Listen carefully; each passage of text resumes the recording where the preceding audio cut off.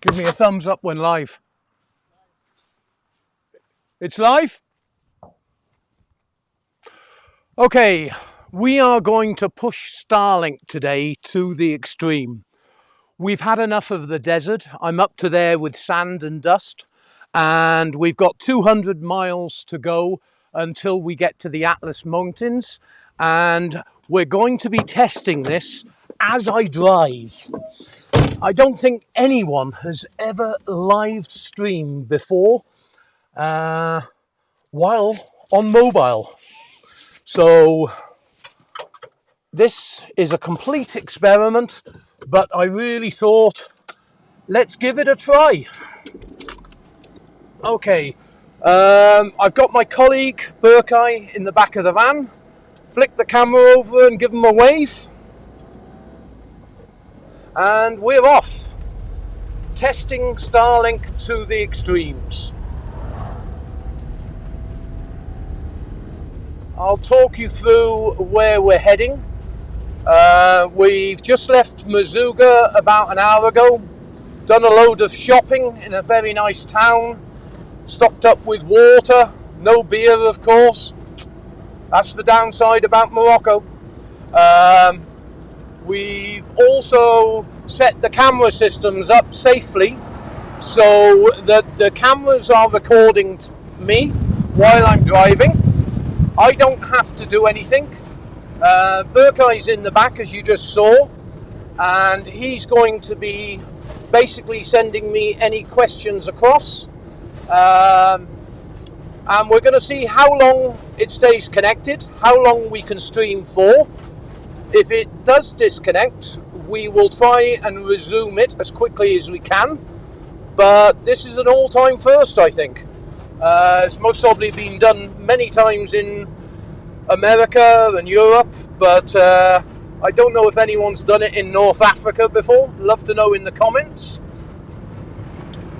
Berkay will bring a map up on screen for you to show you Morocco, and also to show you where we're heading to and where we're heading from. Not everyone's familiar with North Africa.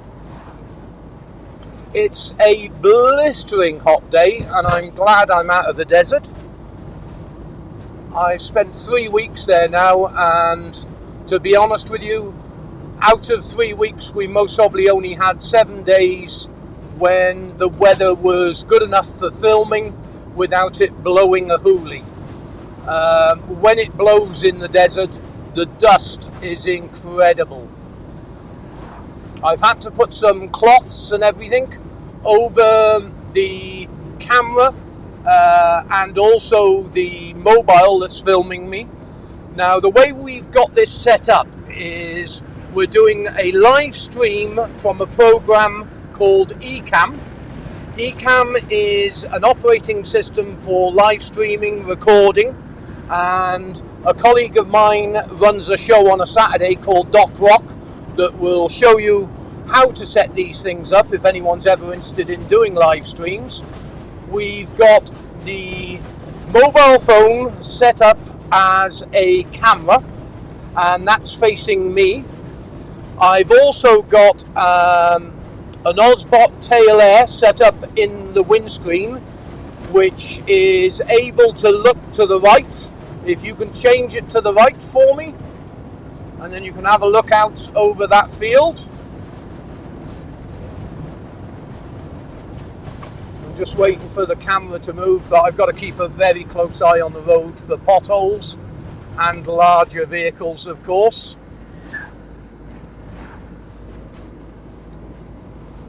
There you go. He's just panned out over the right, and you can see the start of the lower Atlas Mountains. And then, of course, he can change direction over to the left and get a glimpse of this truck that's bearing down on me. The roads here are slightly narrow, and you've got to be really cautious of large vehicles. Not so much because the road, it's the edge of the road.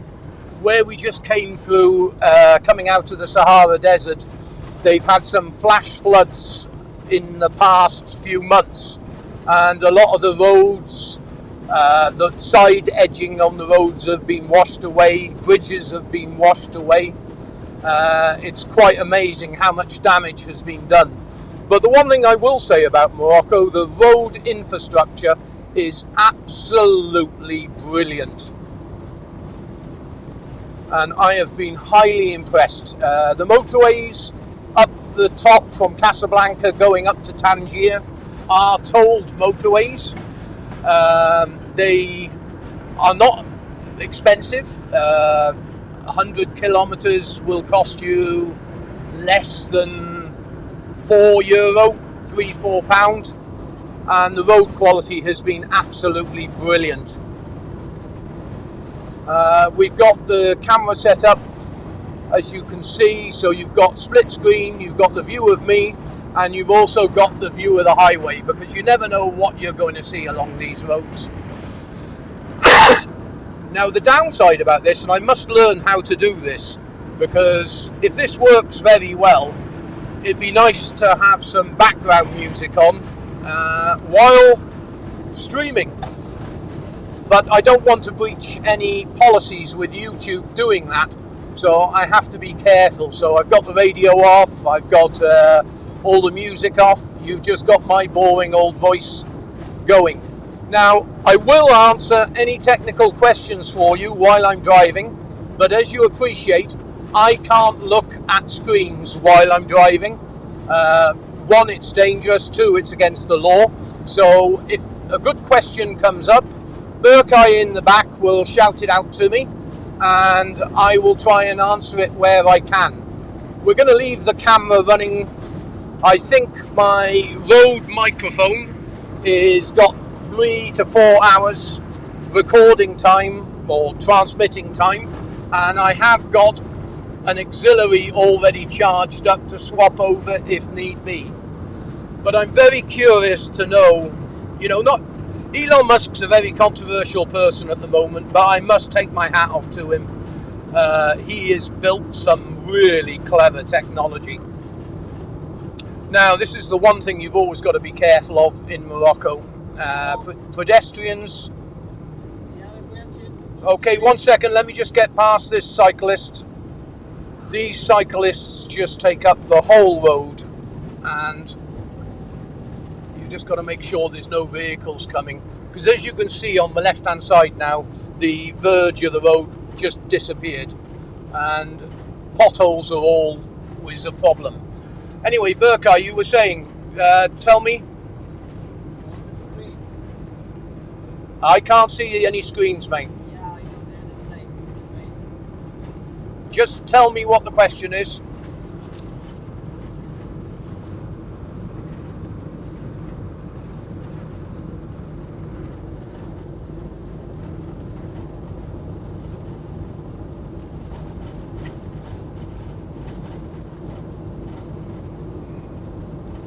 Can you tell me what the question is? What washer dryer, dishwasher, and appliances you use at your daily life? Oh, what I use? Well, to be honest with you, I predominantly, for the last 6 months, I've been living in this camper. And as you'll see in the back of the camera, when it flicks back of the camper, I've got at the moment a Chinese twin tub.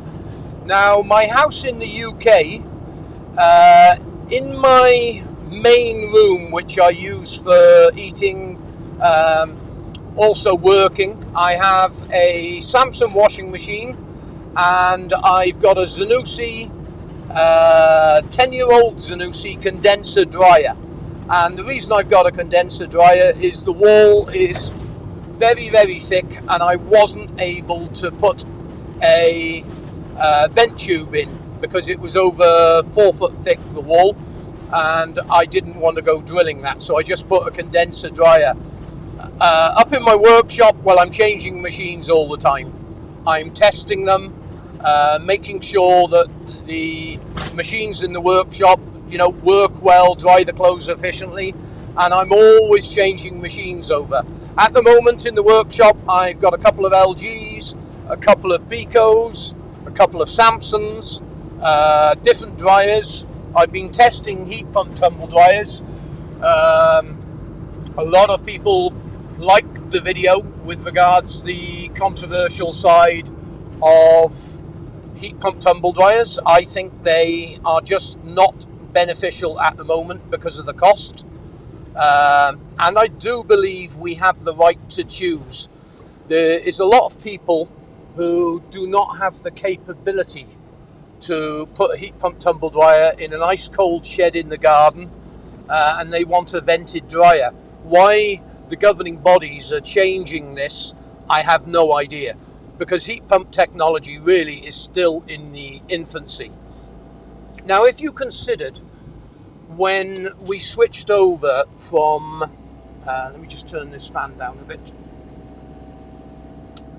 When we switched over from R12 gas to 134A gas and adopt the new system for about 10 years, although everyone was saying how environmental friendly the new gas is compared to the old gas, I'll take my hat off to the Americans. They waited until they knew the technology worked.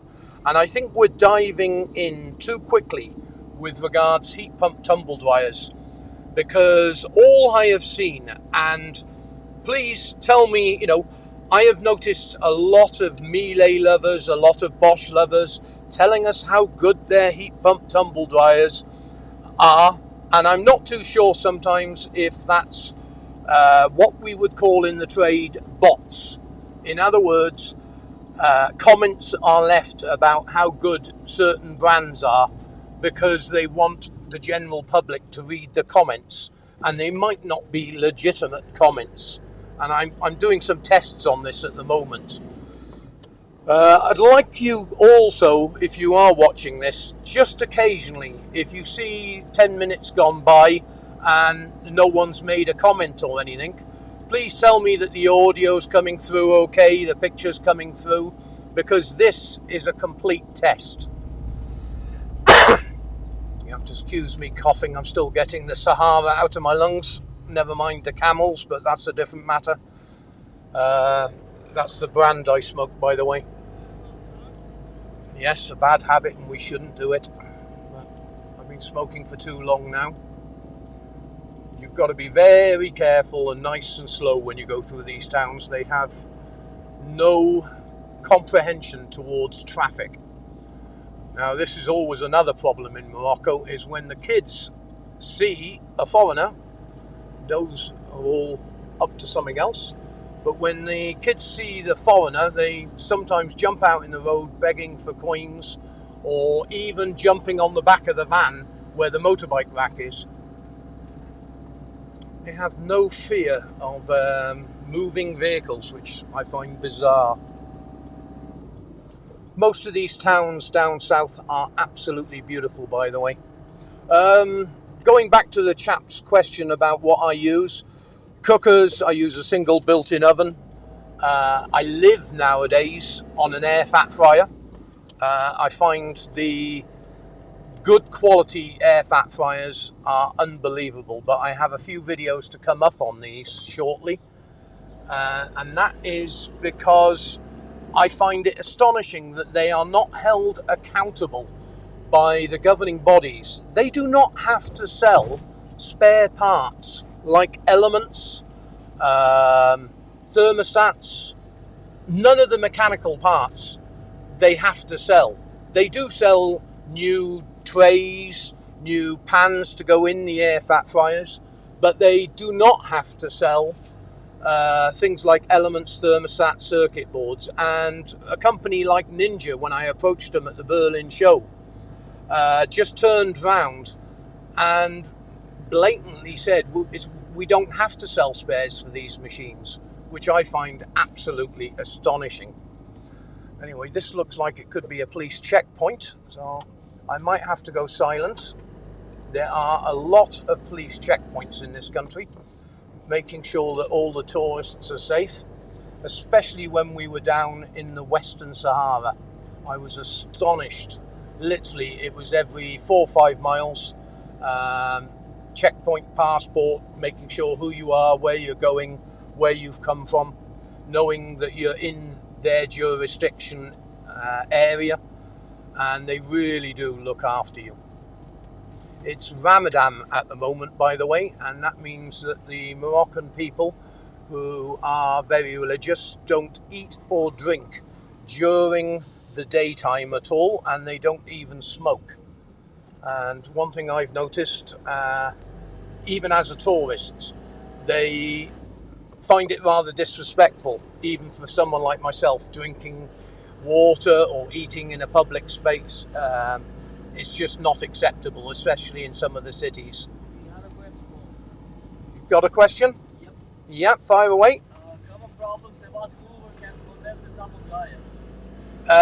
Hoover condenser tumble dryers. Common problems? Well, the heating system, predominantly. The two thermostats on top of the heater.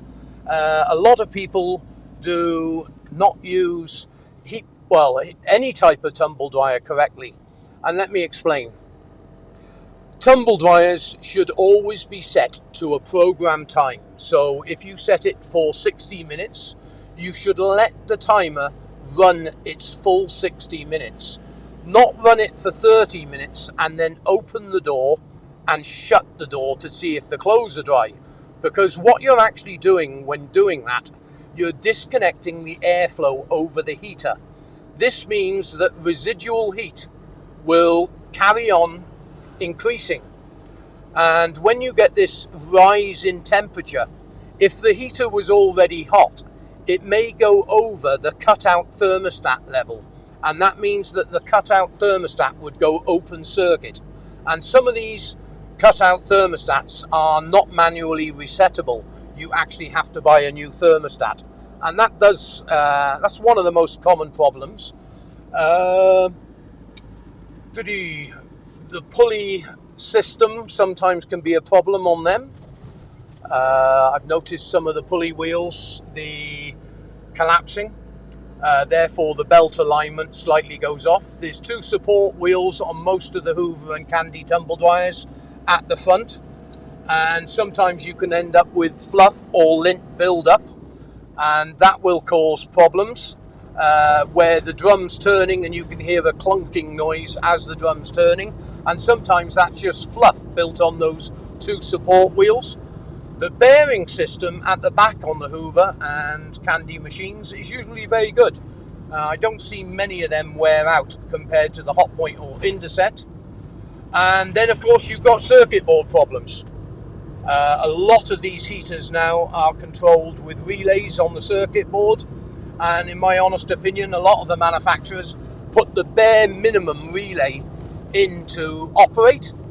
And this means that the relay can end up going open circuit. I have done a video previously, 5-6 years ago, on relays and how to change them and how to test them, and also showing you how they work from a mechanical point of view. I hope that answers the question. I didn't know who asked the question, Berkheim. So when someone asks a question, give me then Harry, was it? Right, well, I hope that answers your question, Harry. I've got a 2-hour drive, mate, so if you've got any more in-depth questions, the only thing I can't do for you is bring up wiring diagrams and exploded diagrams, but I will be able to on Sunday, when we do the live stream on Sunday, because I won't be driving, of course. Anyway, I didn't catch the name of that small town we went through, but in the distance you can see the lower Atlas Mountains, and we should be starting to go uphill in about 40 minutes or so. There are some stunning mountain passes in Morocco, and this is one of the reasons I wanted to test Starlink on the go, was to actually, if it all works out perfectly and we don't get too many interruptions with technology breaks and stuff like that, then I would love to record it live for you when we go over to Marrakesh and down to Fez. We're also going up to Quasar next, which is where the solar array is. It's the largest solar array in North Africa, and there's a lot of talk about it supplying a lot of Europe's electricity in the future. But again, the big problem is getting the electricity from North Africa to Europe. They've got to put a lot of cabling in to go across that way. And as you can see, 1 minute you're on good roads, and the next minute you're on bad. But this is perfectly acceptable compared to some of the roads I've been on. And as I'm in no rush, I can just take my time and wander down these roads at 40, 50 mile an hour.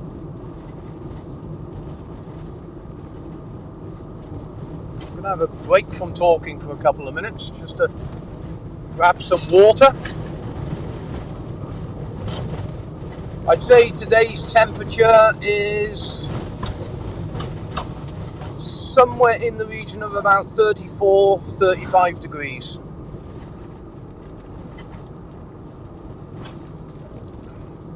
And you need to consume a lot of water. We're normally buying somewhere, for two of us, we're buying 15 to 20 litres of water a day.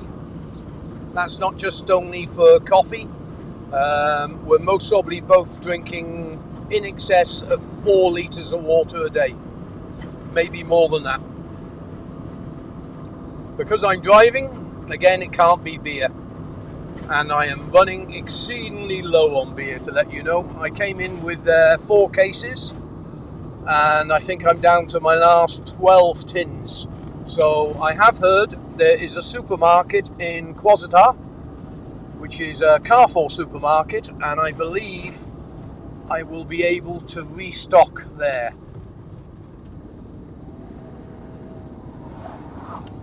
Again, trying to overtake these motorbikes on these roads, you really got to wait till there's no traffic whatsoever coming. 90% of all accidents happen because people are in a rush to get somewhere. But that's clear.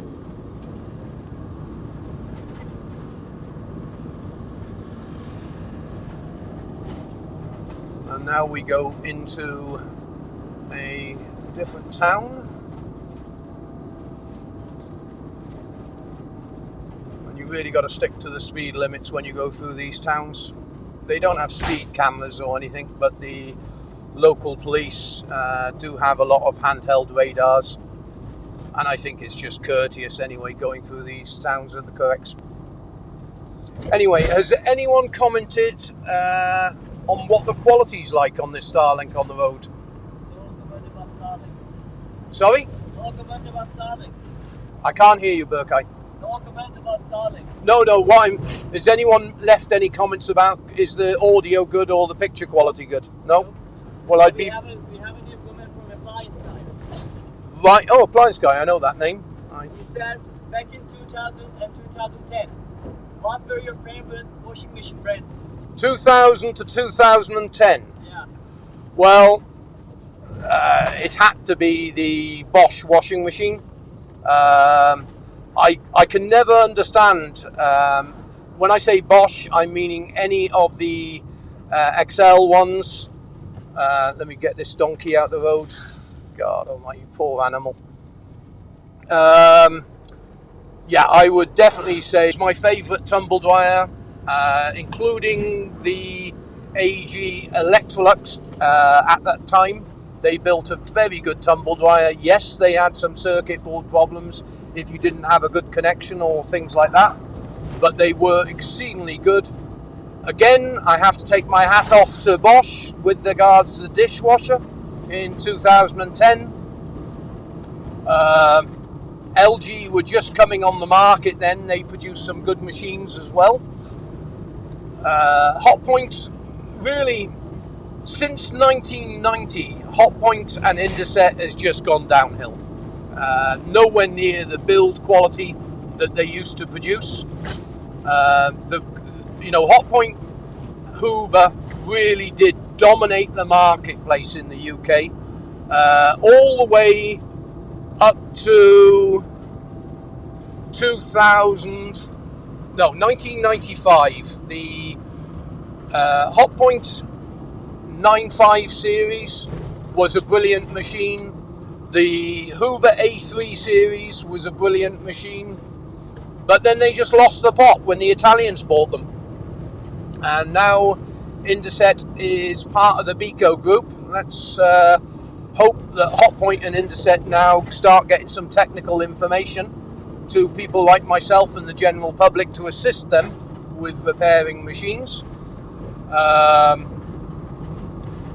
And you know, Beko are a very good company when it comes to providing technical data, same as Electrolux.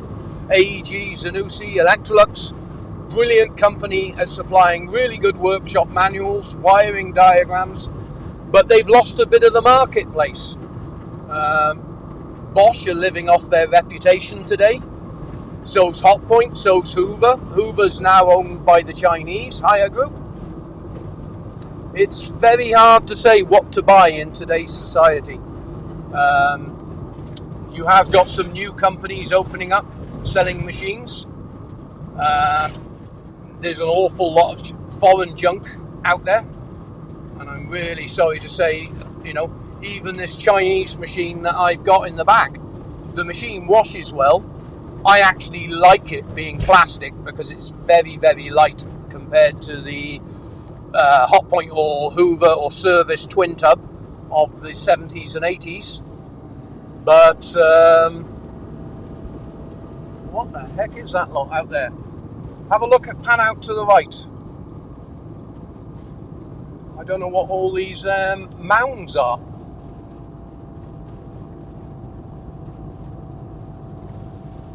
Did you hear me? Yeah.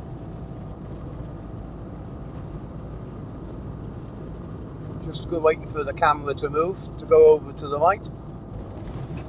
As you can see, there's lots of, what would you call them? Exceedingly large molehills. Very similar to the hills that I recorded recently when I went into the deep Sahara on the motorbike. They just basically are formed by condensation on the sand every night, and this builds up layers and layers of sand over months and months, and these get eroded on the side by the wind, but they also grow upwards over a period of time. And there's a few out on the big dunes which are, oh crikey Moses, they've got to be 40 to 50 meters tall. But I have no idea what that lot was. Anyway, we've got the mountains ahead of us now. And a pretty good road. Again, has anyone made any comments about the quality? Yeah, Nigel said picture is good, but sound keeps dropping. The sound keeps dropping? Yeah. Yeah, nothing. I have got the microphone clipped to me and the receiver's on the laptop. I have no idea if that's a Starlink issue, maybe latency problem, but we'll see what it plays like in the recording after YouTube's finished with this live stream, and have a look how good it is there. But it's nice to know that you're all getting what I'm seeing, and also you're able to mostly hear everything that I'm saying. You've got to remember, I am, and Burkeye is, really a novice when it comes to streaming. We get a lot of help of the class that I do on a Saturday, telling me all the technical stuff and explaining stuff in layman's terms to me, because I am not a computer geek. I've learnt all this myself from attending classes on the weekends and evenings. And I have a whole group of people at Doc Rock's class on a Saturday that really does go out of their way to try and steer this old fool into using things correctly and telling me what equipment I should buy. You can't beat. At the moment, I'm actually not using the iPhone for recording, because the iPhone in the dash of the van here is just overheating constantly when I'm trying to keep it charged. And also we've got the glaring sun of the Sahara beaming through the window. Although I've got fans on and everything else, it's very, very hard to keep a lot of this electronics cool.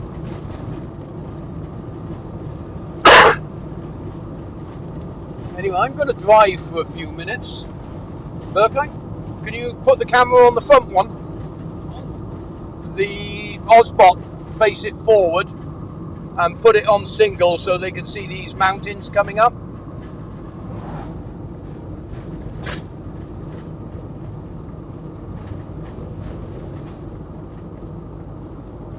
I'll keep talking with the camera going. Oh, on single screen? You can also start to see the potholes that appear in the road. Now I've actually turned, I'll be honest with you, I've actually turned the camera to forward facing, so I can have a drink of water and also a cigarette off camera, because I don't like encouraging any youngsters that are out there or anything else. Although I do, I don't like to promote it in any way. But you can see some of these potholes, and they are potholes. I've been very lucky so far that I've had no blowouts in the van whatsoever, and I shouldn't say that, otherwise I'll be tempting fate.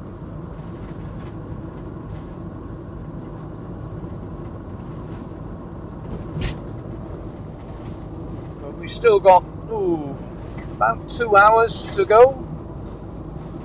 Whatever Google says in Morocco with regards to the maps, if it says it's going to be an hour and a half, times it by 2. Because you will never maintain the average speed Google tells you that you, or thinks that you're going to be driving. At the moment I'm doing about 46, 47 mile an hour, and I'm quite comfortable just plodding along at that speed. There's nothing worse than being going too fast, because you don't get any notifications on Google with regards a bridge is missing, and you're going to have to drive down into the old river and out the other side. You've got no idea about the potholes that are on the road or the surface condition. 1 minute it's perfect, next minute it just disappears and you've got holes everywhere. But we've been very lucky so far, only potholes. The road's been reasonably intact all the way along here.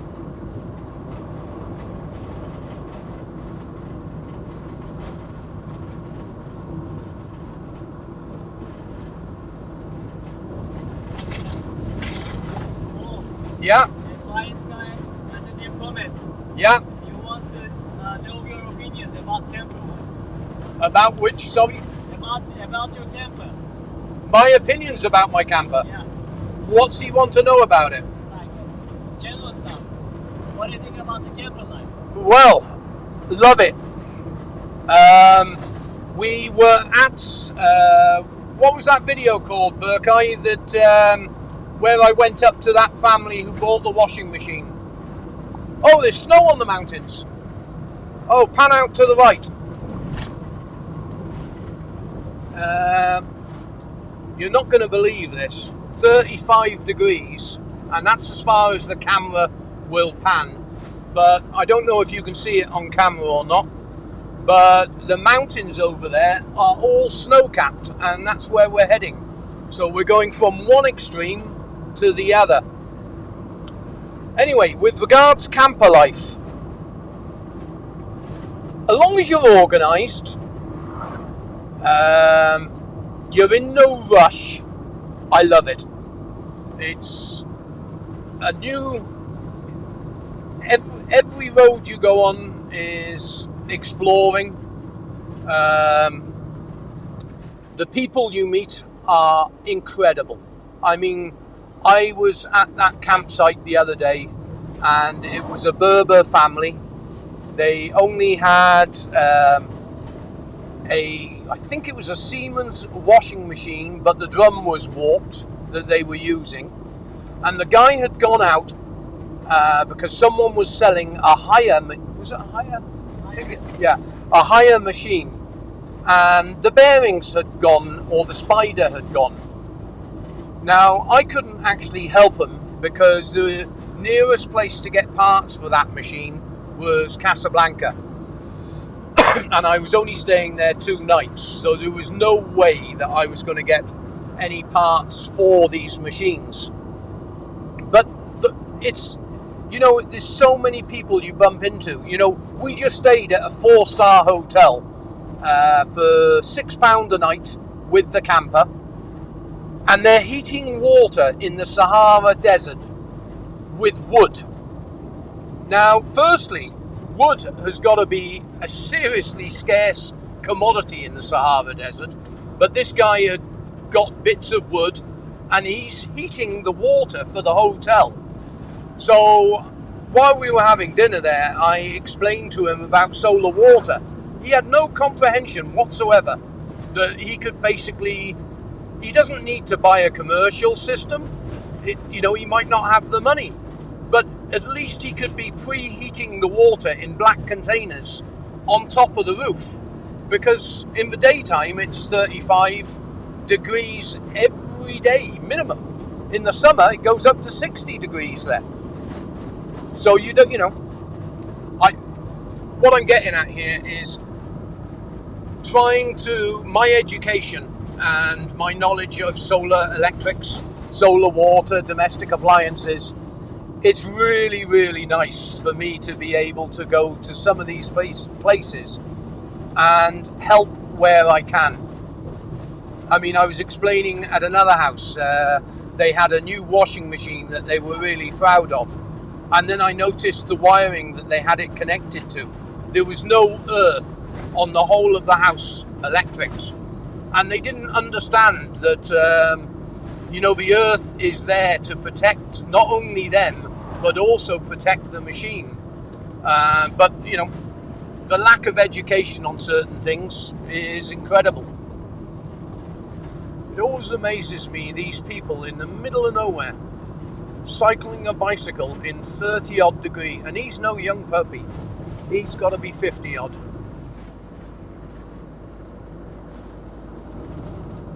Anyway, let me tell you about the camper. What have I got on here?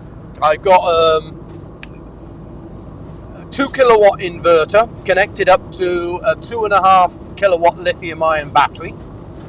All my equipment when it comes to the electrics for the van AC is Victron.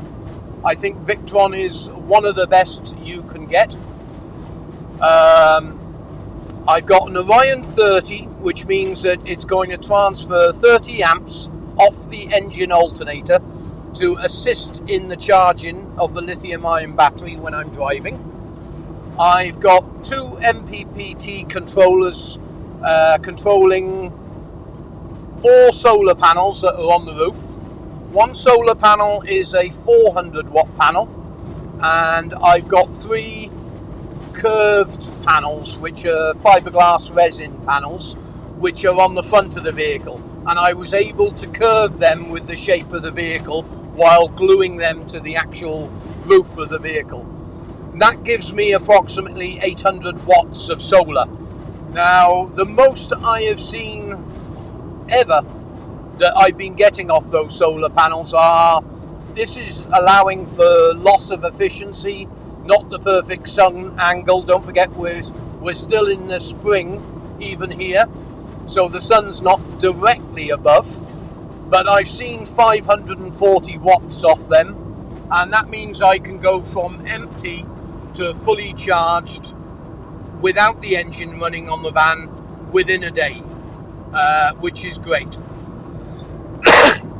Now, the communications I'm using, I used to have Starlink Generation 2, but that meant I had to go on the roof every time I stop, connect up the antenna, and then turn it on, wait for Starlink to find the satellites, and then I would get internet. Starlink Generation 3 is a flat mount panel, and that I've just got fixed onto the roof at about a 20-degree angle, so the slope is going into the wind, and that's giving me the internet that I've got now. And while I'm driving, Berkay, could you do a speed test on speedtest.net? Let me just get past this bicycle before the lorry comes. Now, this is the one thing you've always got to be aware of when you're driving on these narrow roads. If in doubt, stop. There's plenty of room here, so I haven't got a problem. But sometimes, especially with the Arctic lorries in this country, 241 download speed. Yeah. I don't know if you can do a screen capture and put that up for everyone to see so they know we're not... No, unfortunately. No, you can't do it? No. Okay, no worries. Upload is 34. Upload is 34 and download is 241. Elon must be liking me today. That's quite a good speed on the road. I'm highly happy with it. And we can do this stream. You can also flick onto two cameras now if you want, Berkay. What? You can flick back onto two cameras, Right. so they don't think they're watching some sort of just mobile program. But I'm highly impressed with the technology. Nice mountain off to the right as well if you pan over to the right. I'm going to get the remote control set up for the Osbot Tail Air, so I can actually control it while I'm driving, but I forgot to do that today. But I will get it for the next one.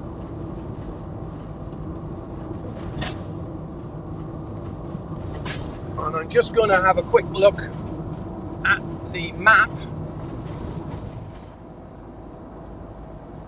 Just bear with me.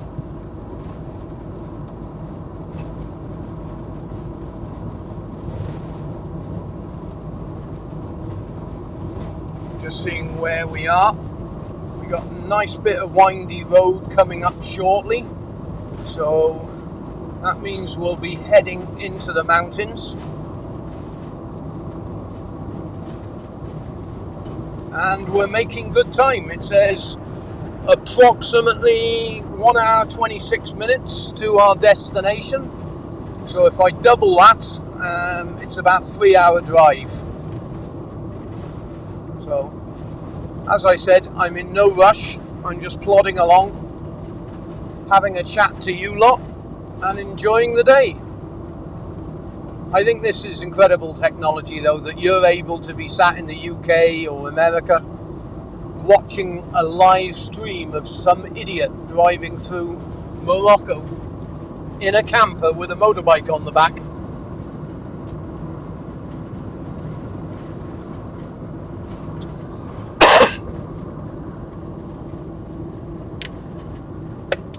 Yeah.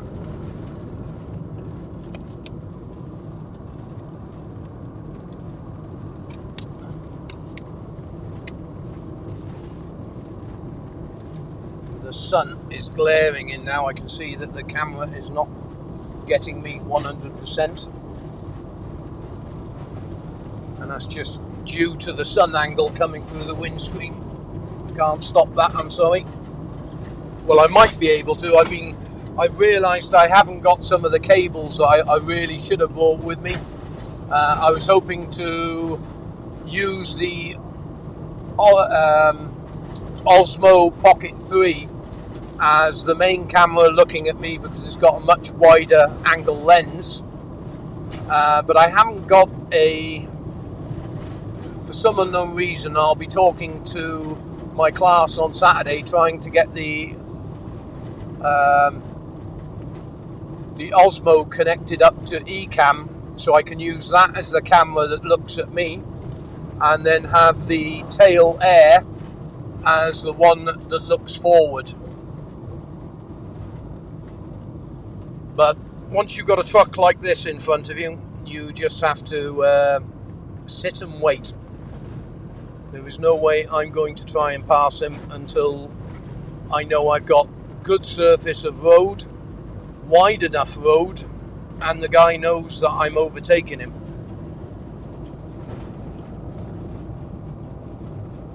Problem being is, in places like this, I don't get any breakdown cover.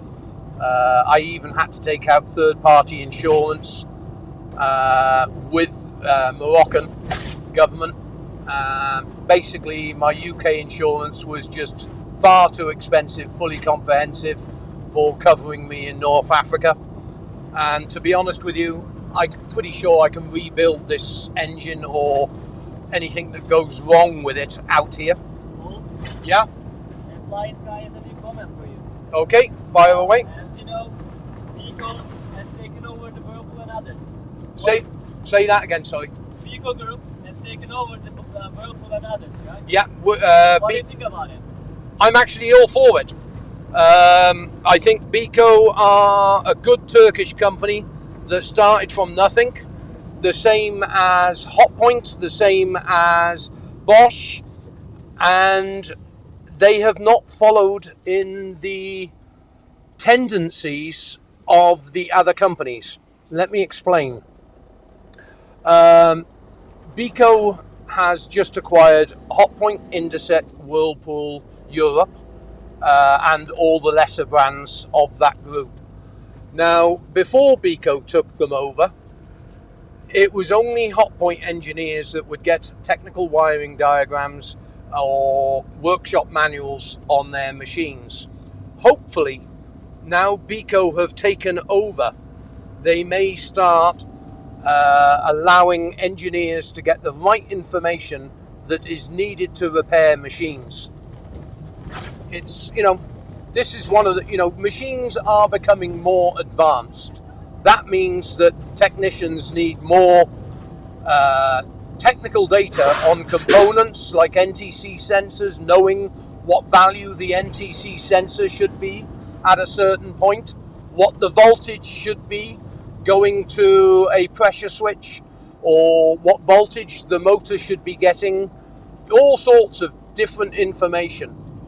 Oh, that looks a nice place.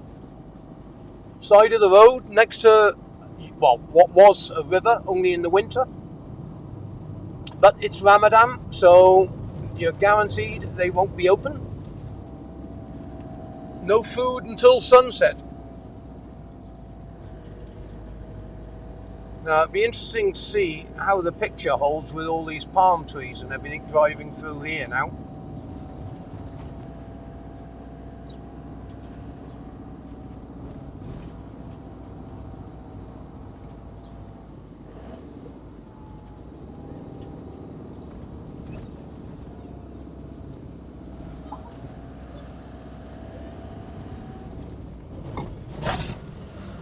It's amazing, you come into these small villages and everything, and the kids are really polite, helpful, but then you go to the cities and all they're doing is begging for, and you could appreciate that, they don't have a lot, so they're trying to earn a crust wherever they can.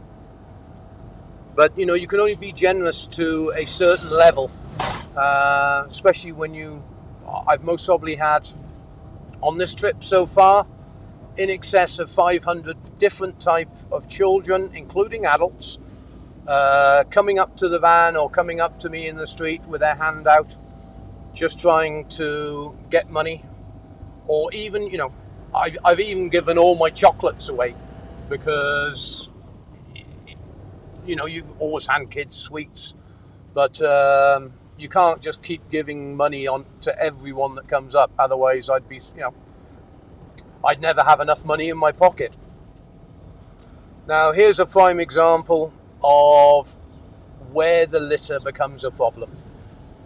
You can see it on the streets. One child coming up begging. No. Sorry, no. And I'm going to have to back away from this lorry. No. Sorry. Watch yourself. Eddie.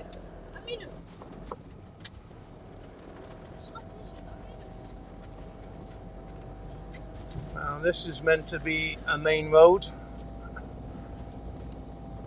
And I've got the reversing camera on when I get kids around as well, because I'm going to wait for this guy to go through.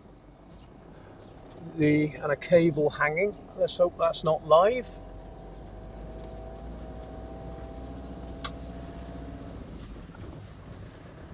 Sometimes these towns, it wouldn't take much to clean them up, but that's North Africa for you. Life's more important sometimes than keeping the area tidy.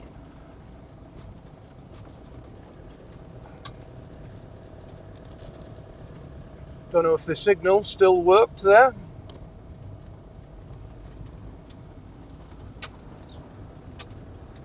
We still got connection, Berkay? Yeah. I can't see a bloody thing through the window. The dust that's coming up off this lorry.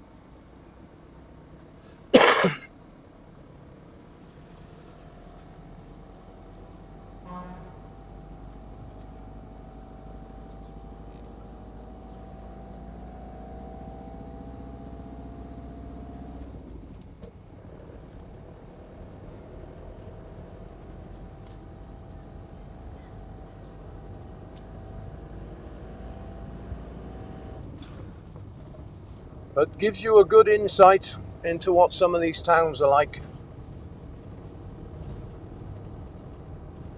Predominantly, 90% of everyone, 99% of everyone I've met in Morocco has gone out of their way to help. Incredible people. Always courteous. Yes, they realise tourists are bread and butter for them, but they are exceedingly gracious people.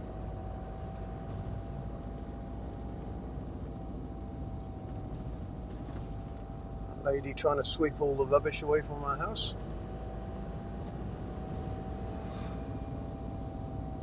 Yeah. Appliance guy has another comment for you. Go on. What machines do you use in your laundry?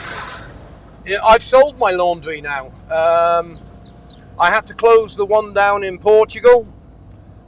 Should we say, it wasn't because it wasn't a good venture. It was I just couldn't get decent people to run it.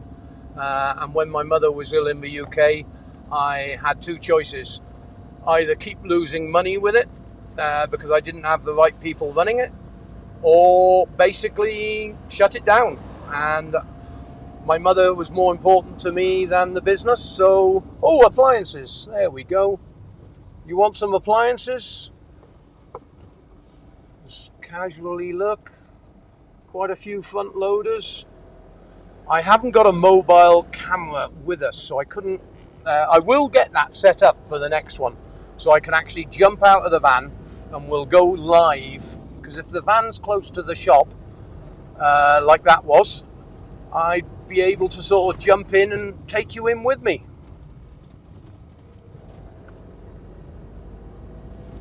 Is it still on front camera? Yeah. So, back to tarmac. But as you can see, Google's telling me it's going to take me an hour and 19 minutes to do 87 kilometers. And the road's telling me I could be here for 2-3 hours. But as I said, I've got all the time in the world, and I'm going to leave this run until Elon fails. That's a challenge for you, Elon. See if you can keep us connected for the next 2 hours.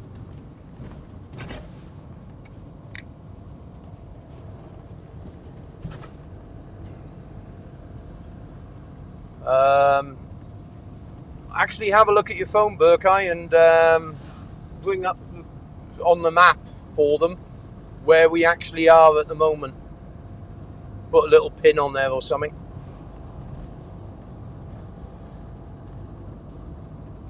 But I'm amazed that none of my connections have fallen over, and we've been streaming for, 40 minutes, 30 minutes? 1 hour. 1 hour? God, they must be bored with me already.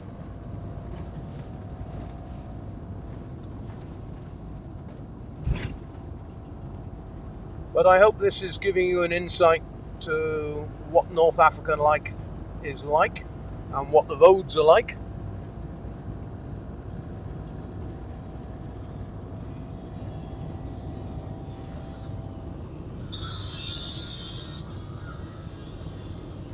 Did you send links out, by the way? I'm just sharing a screen. No, I mean links like I told you earlier. Yeah.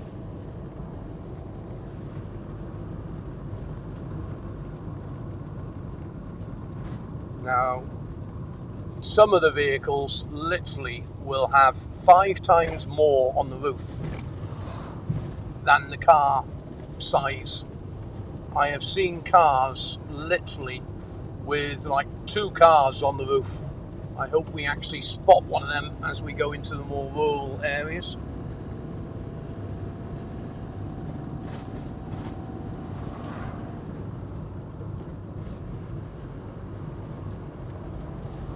But I will be glad to get a night's sleep away from the Sahara dust.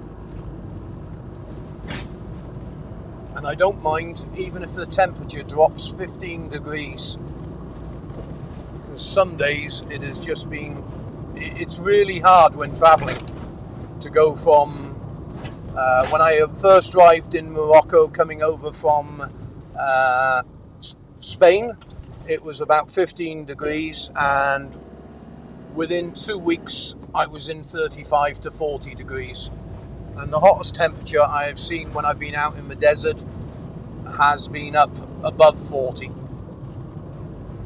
But what's amazing with the desert is how blooming cold it is at night.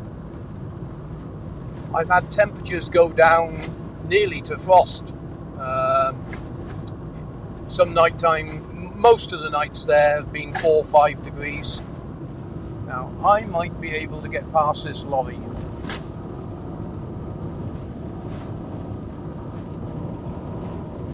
Yeah, I'm going to go for it. Otherwise, I am going to be stuck behind him for ages.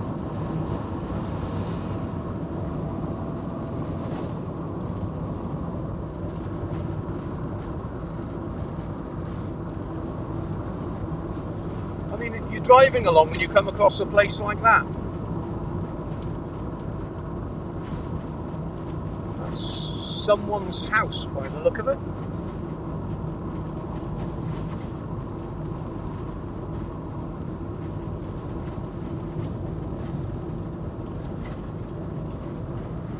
You don't realise you're going uphill. It's only the engine that's telling you it's sort of struggling a little, and I have to knock it down into a lower gear. But we'll be climbing today, I imagine, from 200-300 meters down in the Sahara up to 15, maybe even 2,000 meters.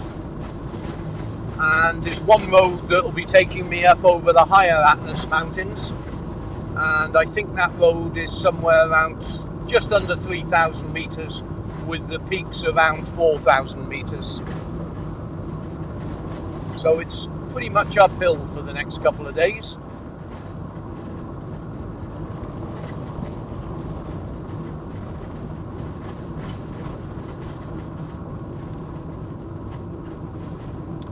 Nice to see you.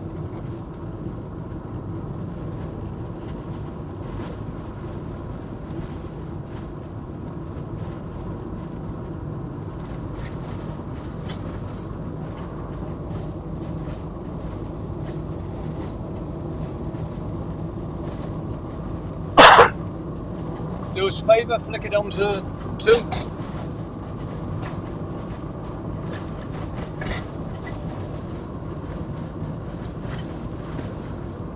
Now, what you don't want to be doing at this time of day, I'm actually heading up north. So predominantly the road is going to be going north.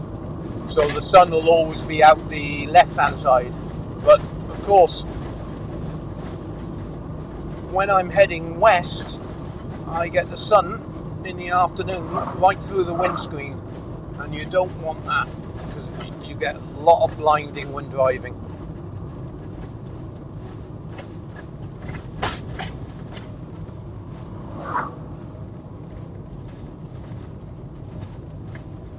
even a single motorbike will cause a problem. I can see a van coming, so we'll just give this biker a little bit of courtesy.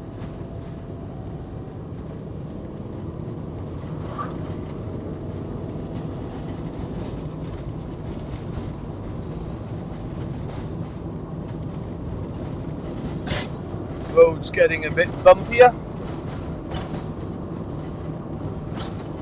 That's the one thing with this camper.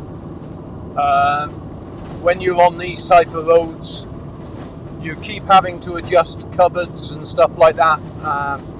It really, I don't think any camper, apart from these all-terrain four-wheel vehicle ones, are really designed for this type of road system. It is quite brutal on a camper, the way that it shakes and vibrates everything loose.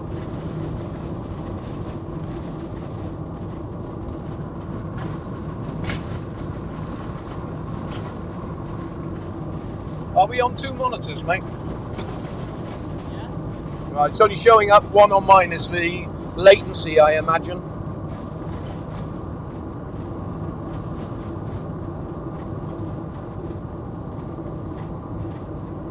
Anyway, in the comments, if someone can actually tell us that the stream is still good even after an hour.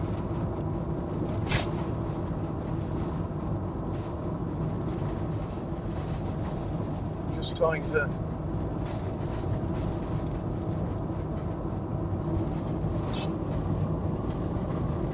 Any other questions while I'm driving?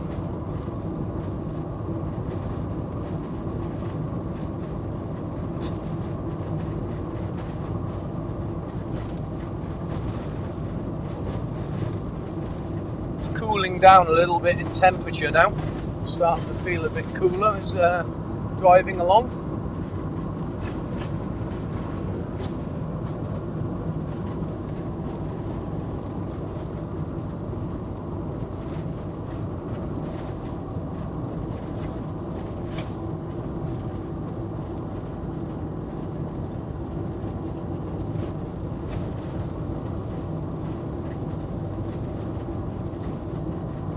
This gives you a good insight how the terrain changes and a bit of the road that falls away.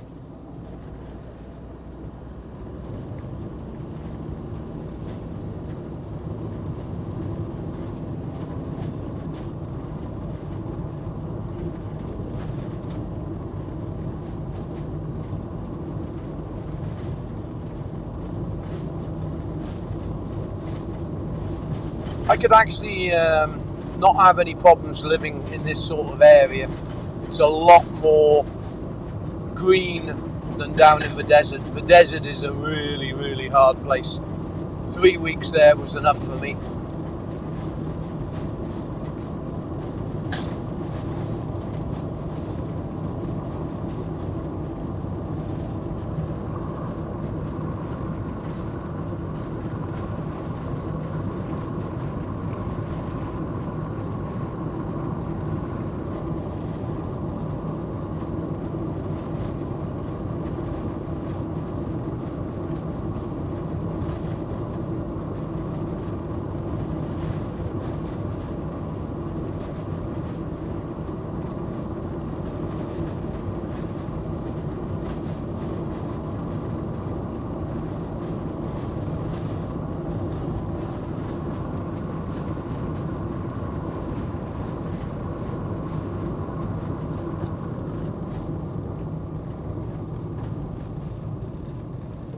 Donkeys.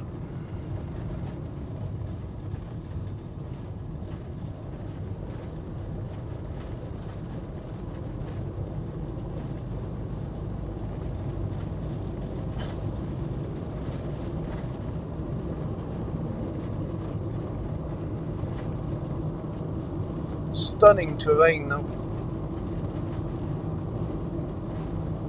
Absolutely stunning.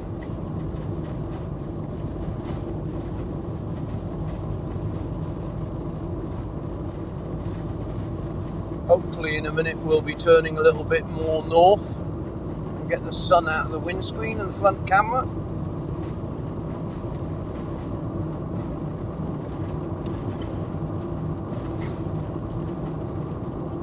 I've been really amazed the fuel economy that I've been getting. On roads like this, I'm getting 25 to the gallon. In the mountainous areas, yes, it drops. But on the motorways, I've nearly had 30 to the gallon, which I was highly impressed with. But I'm sticking, you know, although this van will, on the motorway, do 70, 80 mile an hour, no problem at all, I'm actually sticking religiously to sort of plodding along at 55, 60 mile an hour.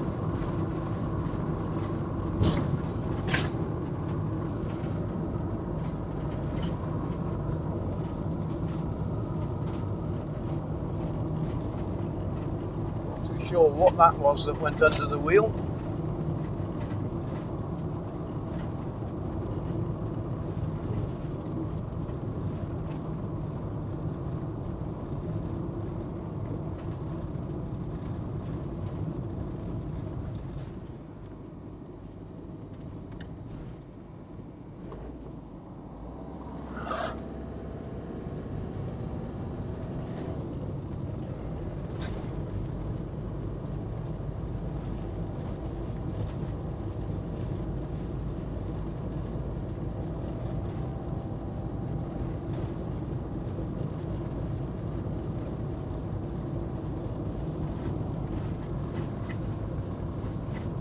No.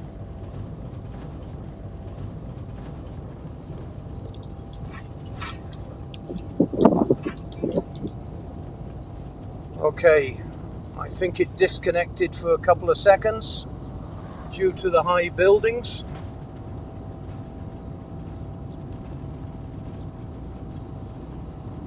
We'll see if it reconnects on YouTube.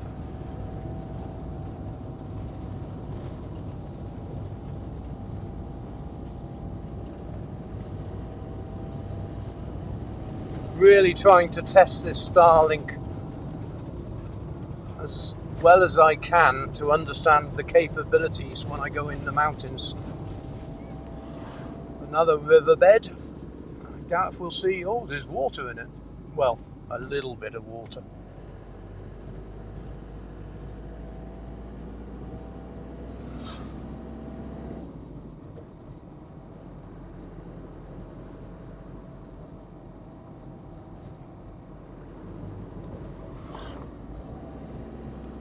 If anyone's on, by the way, now, after it disconnected, I would really appreciate someone giving us an audio check and a visual check.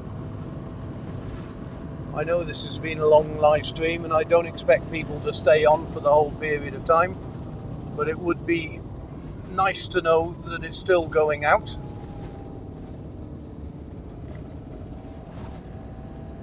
I think that dog had a chicken leg somewhere.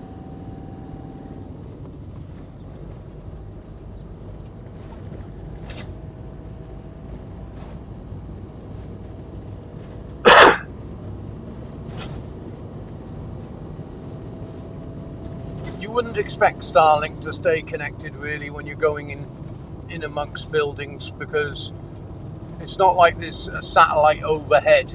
It's always coming across the horizon, tracking from, what would it be, east to west predominantly. And of course, the more we go into mountains and gorges, the more we're going to find out the capabilities of it.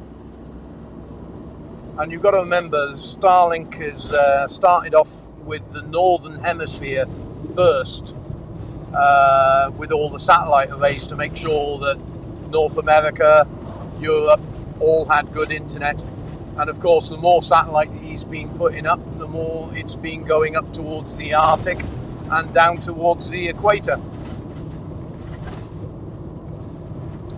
There is a couple of good programs online which I've seen that actually shows you where the satellites are, and I've used them for when I know there's been a launch going on to deploy new satellites.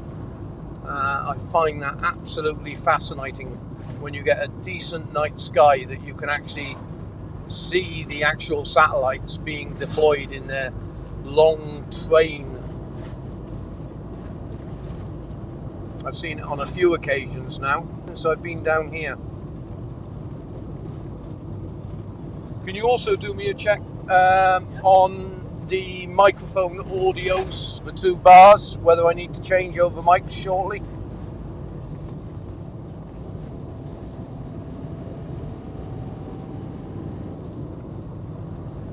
They're okay for now. Yeah, good. I think someone sent a message.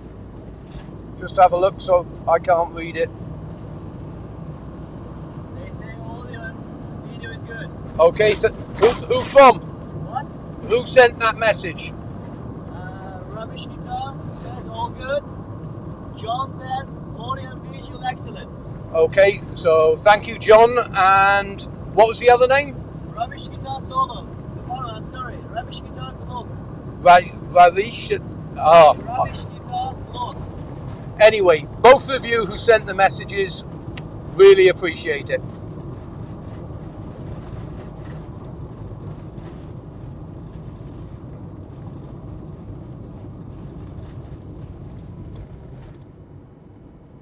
Oh, rubbish guitar bloke. Yeah, so I couldn't hear you from the back.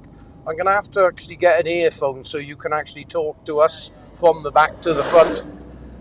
It's very hard when I'm driving I've got the noise coming in through the window and you're shouting from the back and it's hard for me to hear.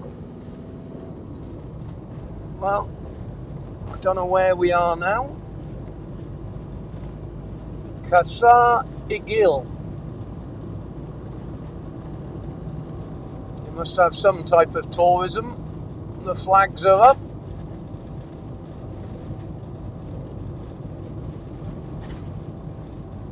Local flag, Moroccan flag.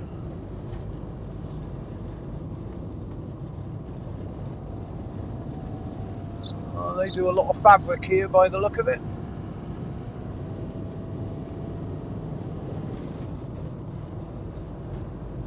Yeah, they like the Spanish, they like the French.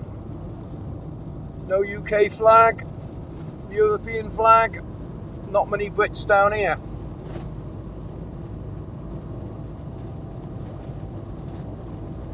The hotel that we stayed in the other day, it must be quite a old hotel, and they had, you know, when people stay at places, they leave a sticker or they leave an old flag or t-shirts, something for them to put up on the wall.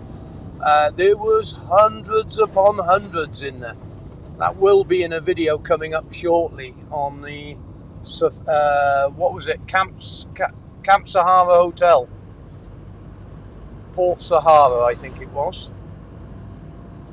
An amazing place on the desert with a swimming pool, and camper parking was a total of 70 dirham a night, which was what's that, about £5.5, £6. And it was, you know, the toilets were immaculate, the showers were boiling hot, immaculate, although heated by wood. Once that sun starts getting low, you've got to have your eyes about you. Now, we might disconnect again because tall buildings. Elon's system doesn't like that, but I imagine they'll get a way to solve it eventually.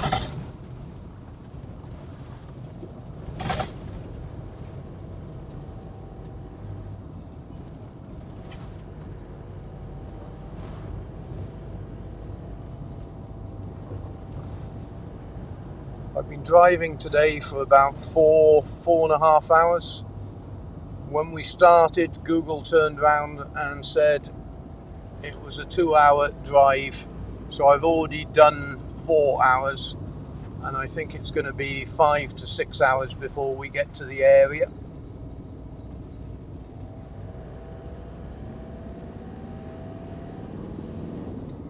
Speed ramp.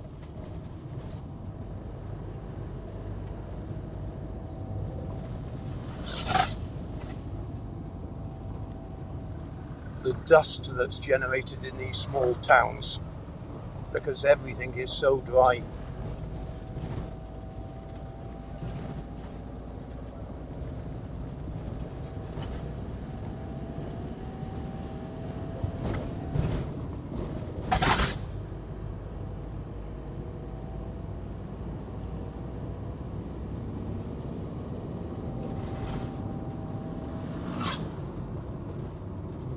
Kids I'm always having to watch.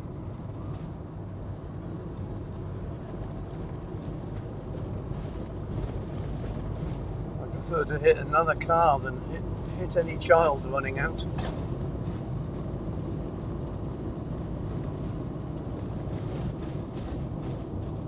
And that sun now is straight through the windscreen.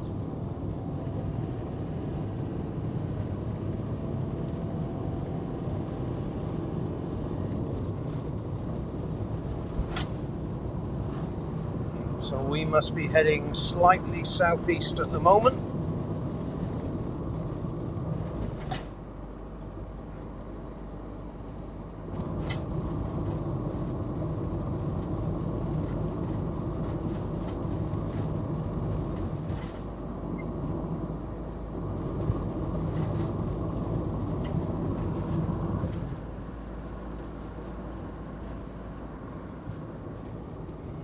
Donkeys.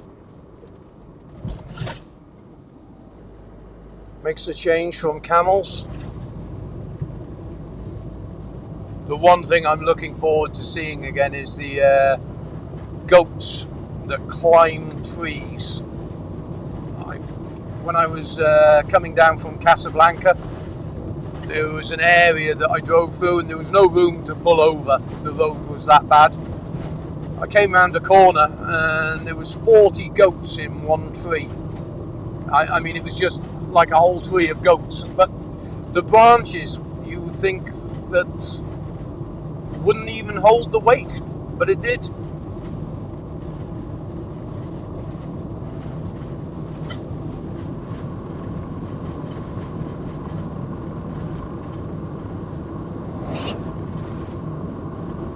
Well, I must have driven about 140 kilometers now, and we've only had one disconnect, but it reconnected straight away.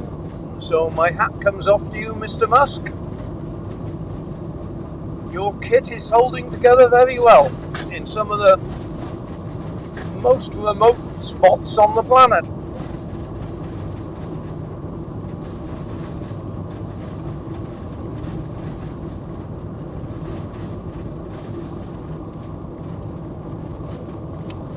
Water break again.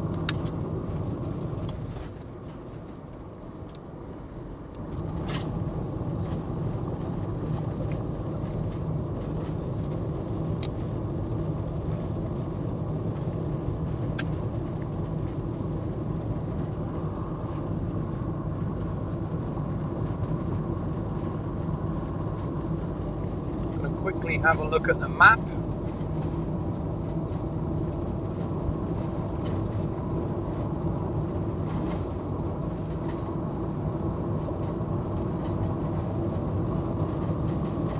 Well, I've got to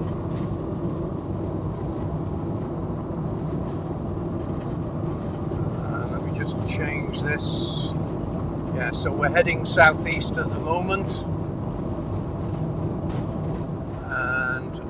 Then we start heading slightly northeast.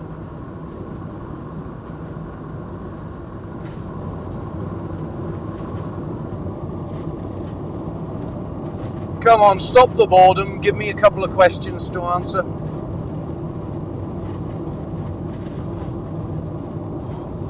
One second, let me get past this bike. Did you say something? Sorry? Did you say something to me? No. No, I was just seeing if there was any questions coming up. Yeah. No questions.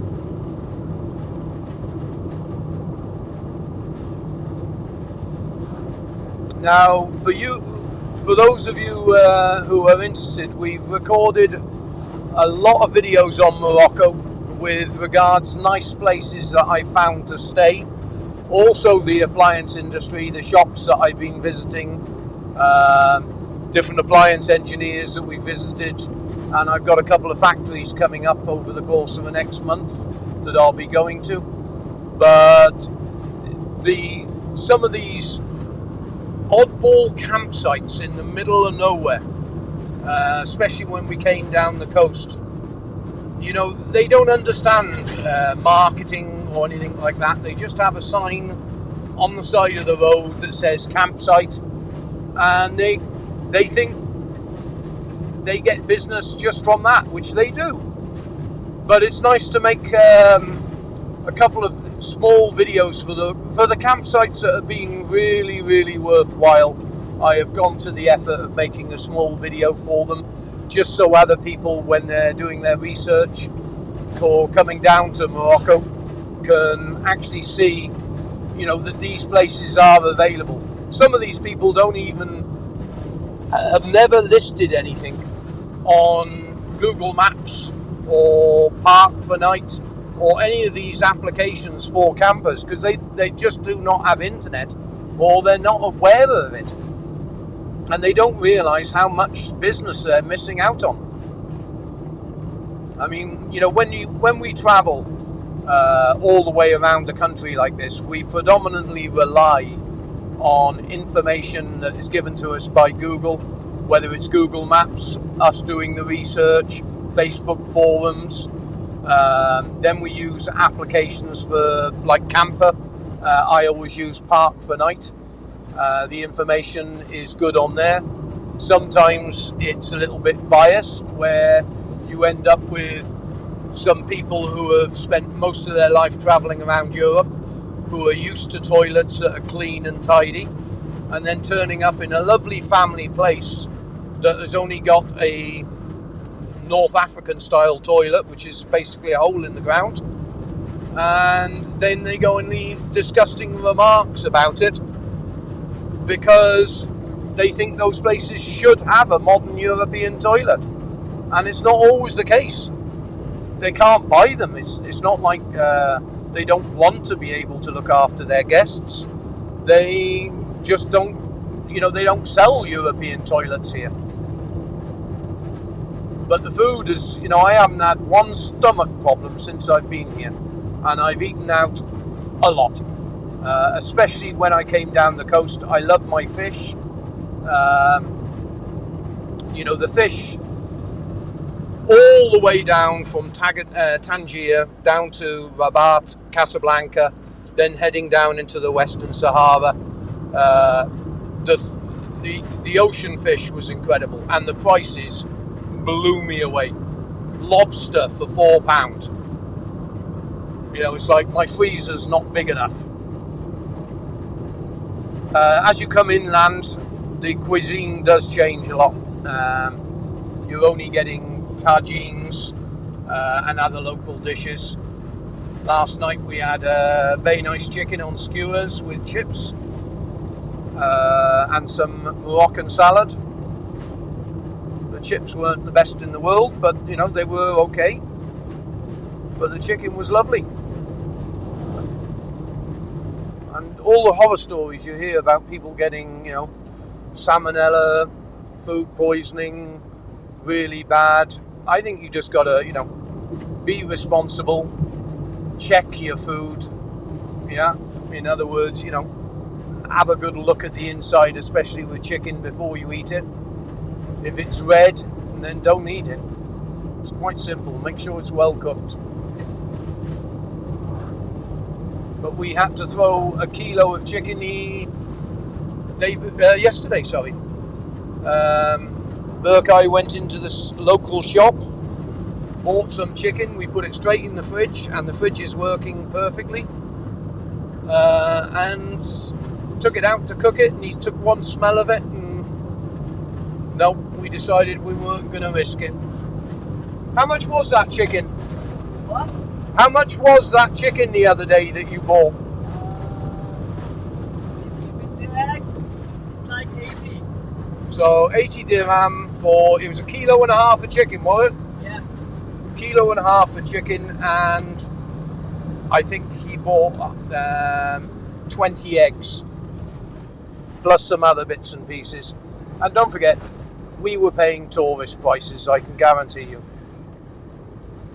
But the chicken wasn't up to scratch. I thought we got rid of the sand.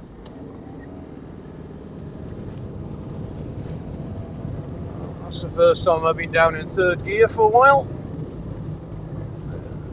Starting to get some hills. GPS signal lost.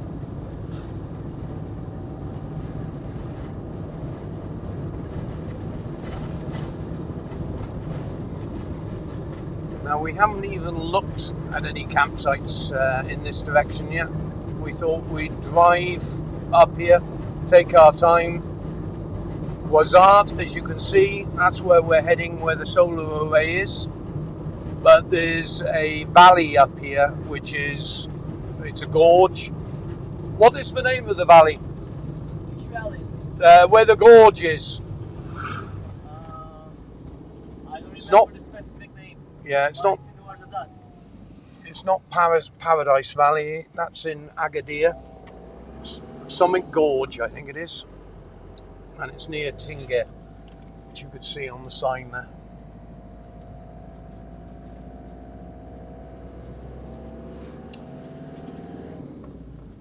So we're only 225 kilometers away from where I've got to be next week.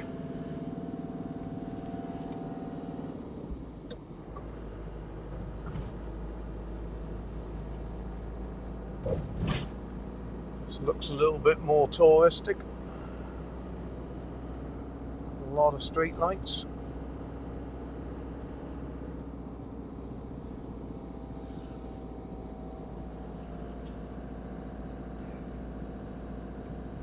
Areas like this, I really do keep my speed down, because this is where you will have a speed trap. And I'm doing 50 kilometers in a 60 zone. And this is a checkpoint, so I will have to be quiet when this happens, because if the police ask for documentation, they won't understand that it's a live stream.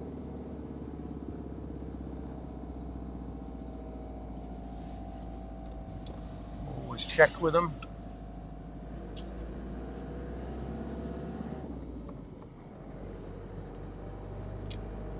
As long as you get the hand up and says go on, they're quite happy. It's totally different up here compared to the Western Sahara.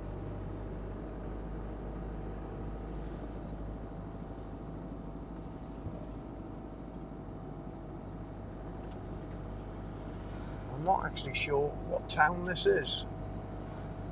Tsigdad. Am I pronouncing that correctly?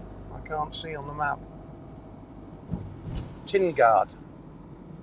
I think that's my eyesight. So I got the sun in my eyes, so I'm not going to concentrate on that.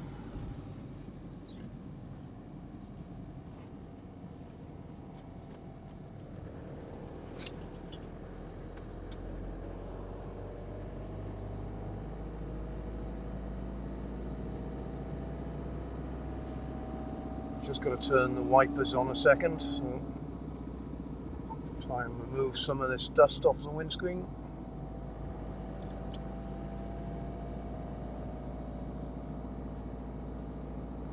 The van needs a thorough clean after that desert.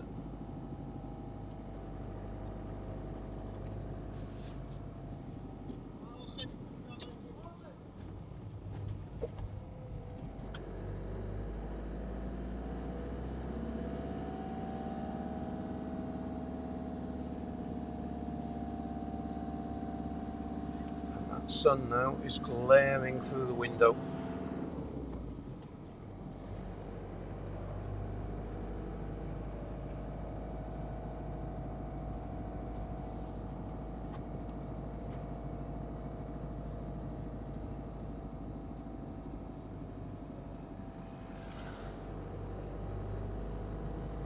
Push bikes everywhere as usual.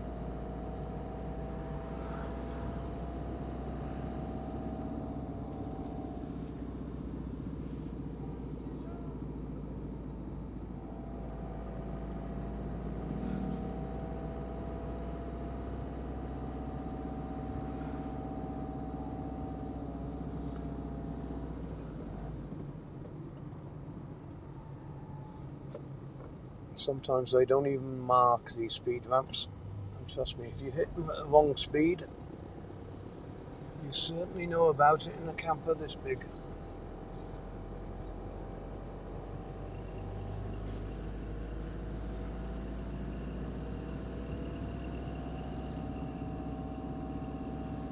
You'll notice all the time I've been driving, by the way. The safety of the roads always come first rather than looking. Another load of washing machines. We're going to have to set up a mobile cam for next time. There's been 2 shops we could have stopped at just to have a nose.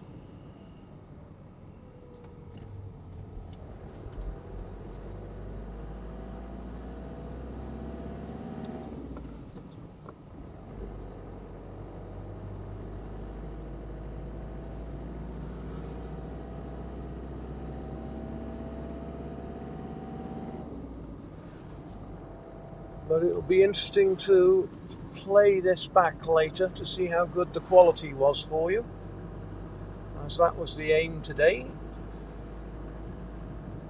Testing Starlink in a rural area. And I'm not even blaming it for disconnecting once, because that was a built-up town with buildings overhanging. And what do you expect? Well, some campers.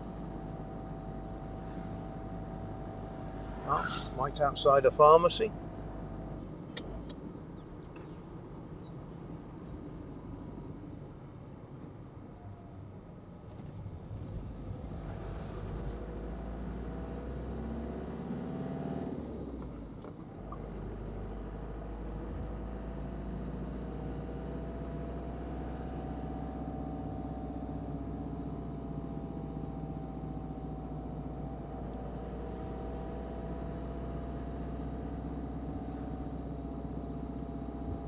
Just curious, how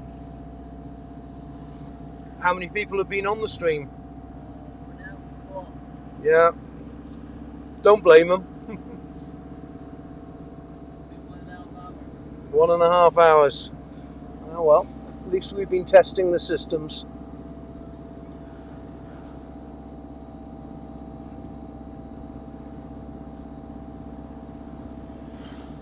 We've only had one disconnect, haven't we? Yeah. And he can connect it straight up without any problems. Yeah.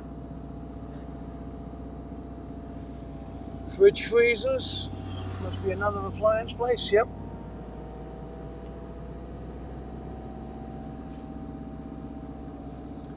I think that's going to be one of my top priorities tomorrow, to see if I can work out how I can stop and get enough range with a mobile or something and reconnect and go and have a look at some of these appliance shops live for you, rather than just making videos. Let you see firsthand, and then you can ask your questions.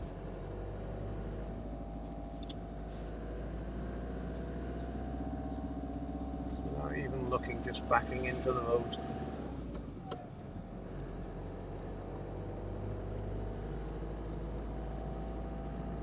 It's amazing how many small appliance shops there are in these places. Just in this one town that we've been going through, I think I've seen 6 or 7.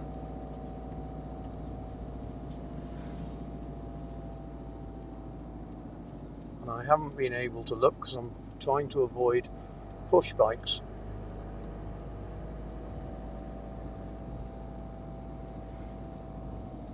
You might wonder why I'm sort of crouched down glaring. The sun is coming straight through the window now, and it's blinding.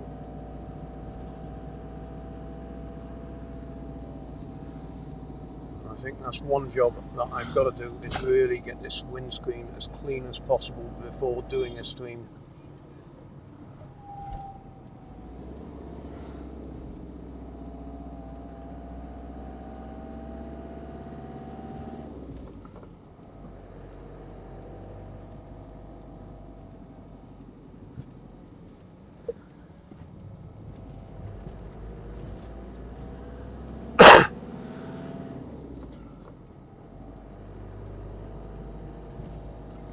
Well, good thing about going live for an hour and a half when you know the camera's on you, it has definitely cut down my bad habit of smoking.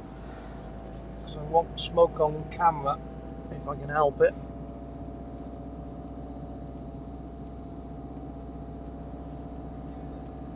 Okay, we're through the town.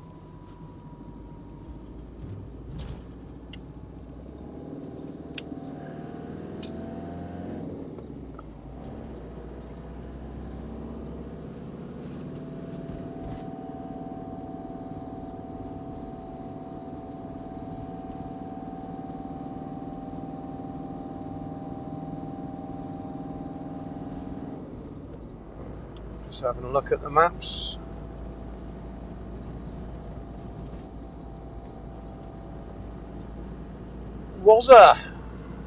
Yes, it is a lovely end of the day, and it's a Friday, and I've got those couple of cold beers in that fridge for the end of the driving. But you must wonder what I'm actually doing a live stream while driving. Well, we spent an hour this morning sort of working out connections and how to get the cameras set up, and we thought we'd push Mr. Musk to his extreme, and we've worked that you can stream in the Sahara Desert, we worked that you can stream on the mountains and on the coast, but we thought, well, let's push it to the limits. You know me, I like breaking things. So the aim of today was, can we drive 250 kilometers and live stream all the way? It's disconnected twice. Once, sorry. My apologies, Elon. I'm not having a go at your kid. It's disconnected once, and that was not his fault. That was basically, we went through a built-up area with a lot of overhanging buildings, like I'm at the moment. There's still quite a few tall buildings about, and it basically lost satellite connection. But our software reconnected everything without us having to create a new stream. So it was highly impressive.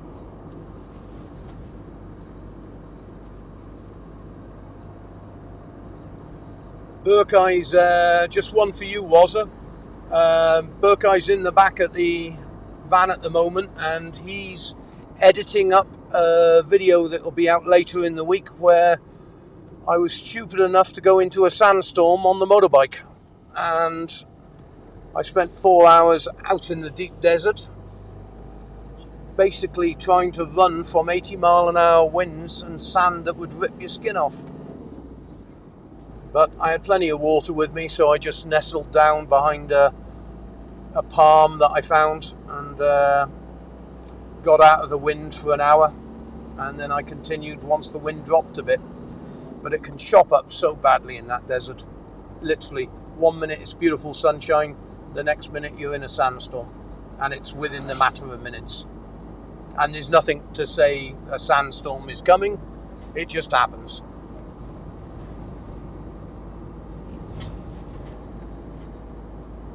Yes, I can read some comments when the light's correct.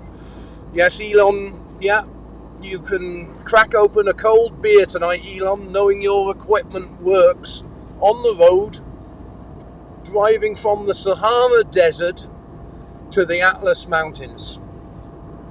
And it has not disconnected once, apart from a town which is acceptable. But this sun is starting to get a little bit of a pain the lower it gets on this windscreen. I was expecting to be going a little bit more north than east. And of course, going east, it's coming in through the windscreen.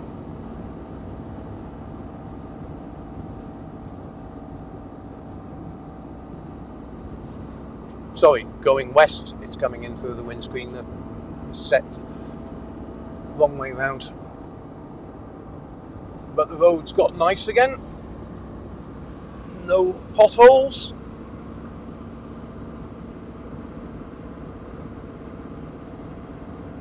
Do you know, Wazza, we've actually been live streaming now for nearly 2 hours, and I'm absolutely amazed that it hasn't fallen over. And I like breaking stuff.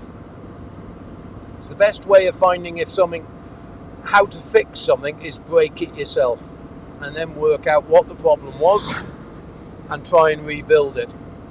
Although satellite technology is out of my capability, it's still nice to know how the whole thing works in different areas and situations and what type of terrain it will work in. But it hasn't, we've come from the desert. We're just starting to go along the bottom edge of the Atlas. I would guess we're coming up to 900 meters in altitude. I know we're going to climb very shortly, and that'll take us up to 12 to 1500 meters. But I haven't seen anything that this thing's had a problem with. Yes, I know, I said east. Thanks for correcting me anyway, Wazza. I do appreciate, I should have a little bit more navigational knowledge, shall we say, especially after spending 7 years on the ocean. God, what a time I would have had if I had this technology back then. I think I'd still be sailing today. Being able to produce content for you lot and earn a couple of quid while doing it.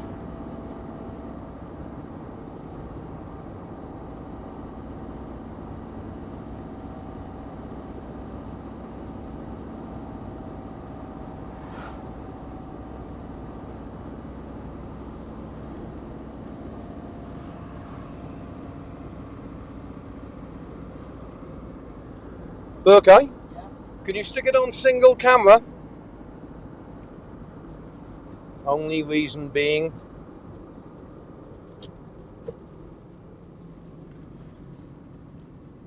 tell me when it's on. It's on, is it? So I'm going to let you have a look at the wide view as we approach these lower Atlas. We start to go into the higher Atlas. That'll be on early parts of Tuesday, Wednesday.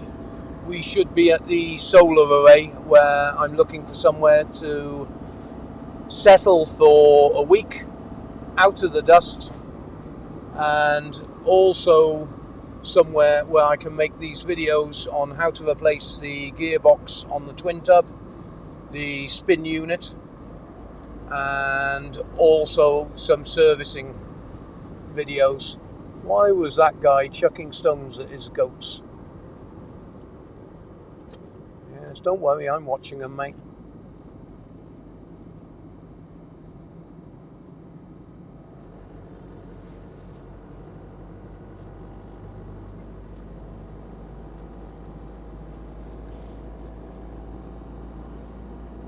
Someone heading into the hills on their motorbike.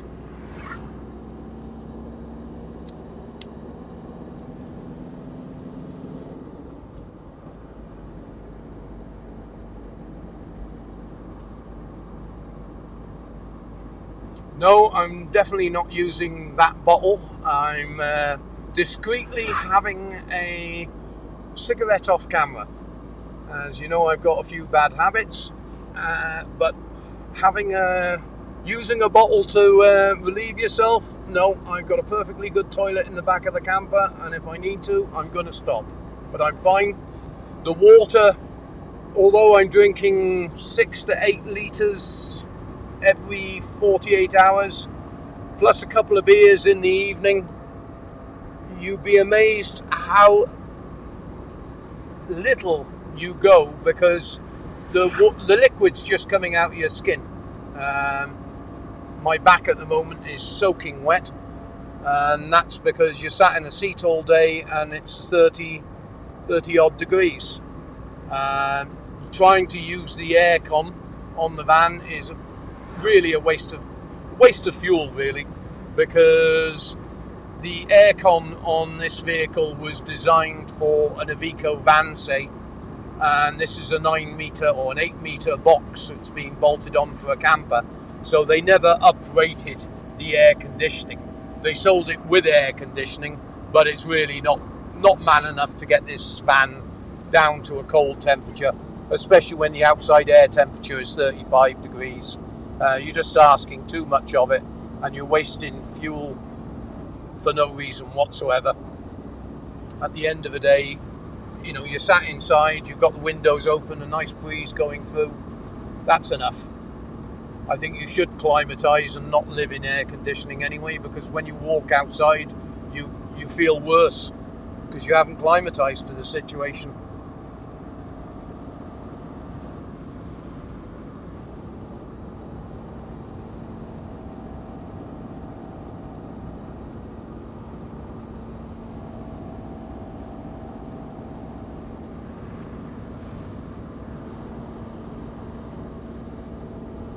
I think we'll have a good sunset tonight up here. There's some stunning apexes and points on those mountains. But I know I'm climbing now, because I'm having to knock it down into 4th gear occasionally. But I'm glad the road has widened, especially with the sun coming in and those trucks coming down on you.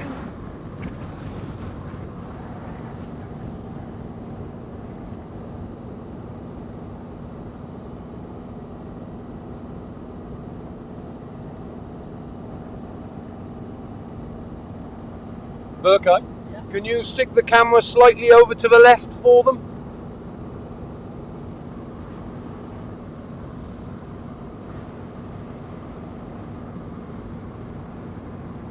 Give you a view out the side there, so you haven't got the sun glaring in at the camera.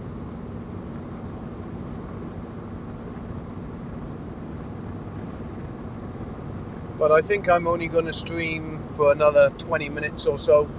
I think we've proven that Mr. Musk's technology is, I hate to say it, absolutely brilliant. I am, yes, I pay a lot more being UK resident than people in Spain and Portugal for Starlink, which is, I find that a little bit unfair. So I end up paying about £80 a month for roaming. But let's break down the costs.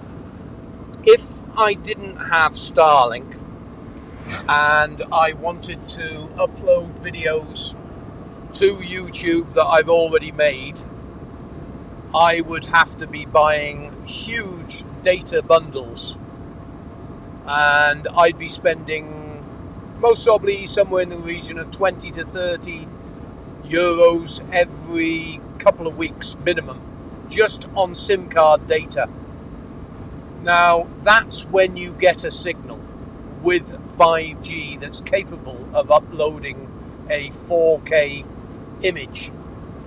So paying £80 a month and being able to upload all the time, watch Netflix at night, Amazon Prime, turn the music on when I want, say that woman beginning with A and get her to play some music, or even the one beginning with S. I'm avoiding the names just so I don't trigger them and then end up with copyright infringements. But, £80 a month, it's cost of doing business, as they say. And I've been highly impressed with the whole service. And to be honest with you, we're still connected through the Spanish system. Starlink isn't actually meant to be available in North Africa here at the moment, but we are still connecting to European satellites, which is fantastic. I can't thank them enough, because I was expecting to have to get data and constantly upload videos from SIM cards or Wi-Fi hotspots, but this has been absolutely a well worthwhile piece of kit. And just to let you know the cost of it, I think I spent £300 and something on the Generation 3 Starlink, and that was, I think I had to spend 30 or 40 bucks extra for the flat mount kit to go on top of the camper. But I have been highly impressed. There's a car on the top there. Whenever I see a silhouette of a car, I'm wondering, is it a speed trap? So just knocking her down to 80 kilometers, because I know I'm always safe on these roads. They only advertise some parts at 80 kilometers, other parts are 100 kilometers. Oh no, it's a coffee shop from a van. Haven't had one of them yet because I don't trust the water.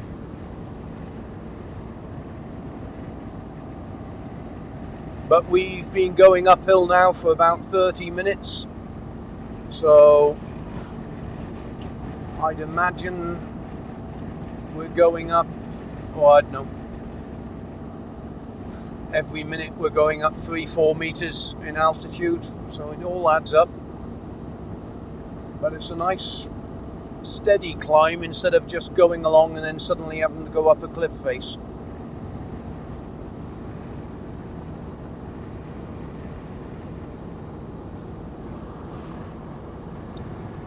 Anyone want to know anything about appliances, the camper, the terrain, Morocco? I'll leave it up to you. The reason why I'm streaming actually out of the front of the vehicle, and I'll tell you why just in case you've jumped on, is I've been using Starlink now for a couple of years, and I've, in Europe, been able to stop, set up Starlink, get a reception, upload a video.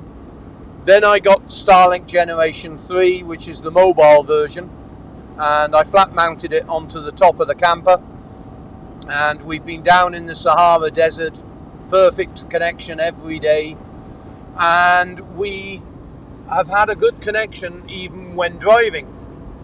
So I've been putting two and two together and basically deciding, right, if we can average 30, 40 download speed and 10 upload speed while we're driving, we should be able to stream.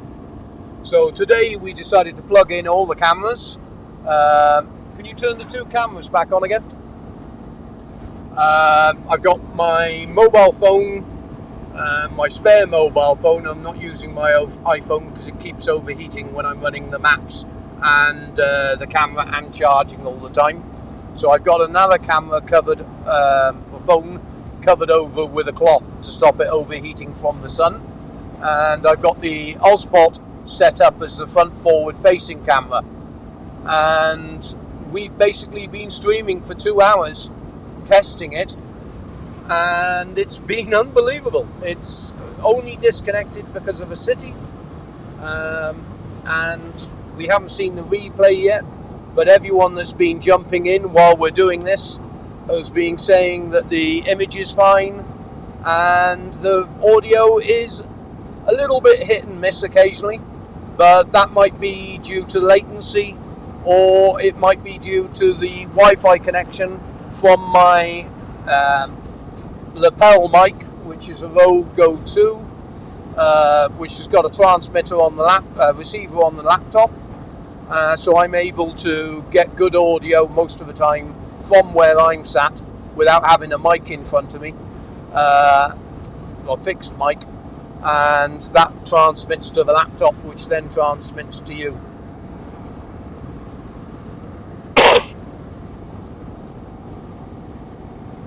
But we're going to have a look for a site shortly.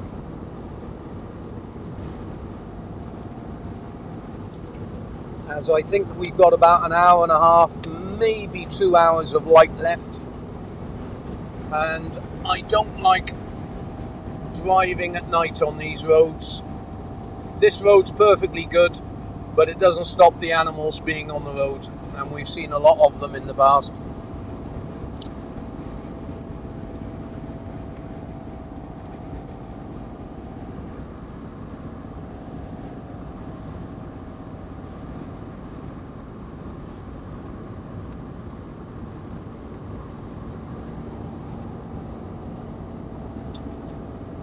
Just tell you the fuel stats while I'm driving. On 3/4 of a tank. We filled up this morning, and I've done 260 kilometers, which I'm highly impressed with. But now we're going into the mountains. I expect the old girl will start drinking like me on a Saturday.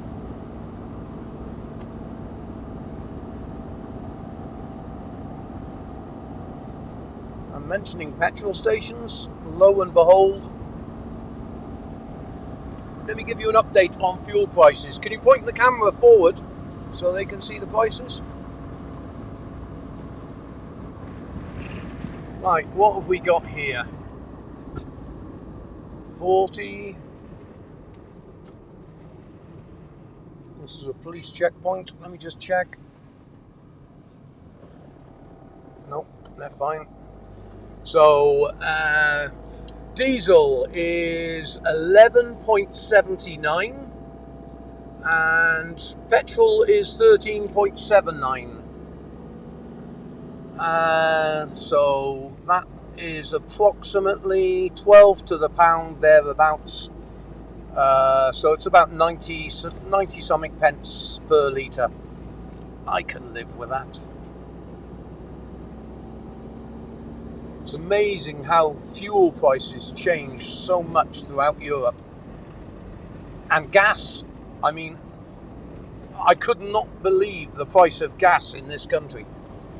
The large bottle, which you use in campers, which is the same, a little bit smaller than the height of a washing machine, I think they're 20 something kilo, 25 kilo, is £4.60 for a bottle of gas refill. And when I bought the bottle only cost me £5 deposit, and I get that when I leave the country if I take it to a shop and hand the bottle back in. How are we charged 40 odd quid in the UK? Total madness. And the gas comes from there, North Sea gas. I mean, Morocco I don't think has any fuel reserves. I think they import all their fuel.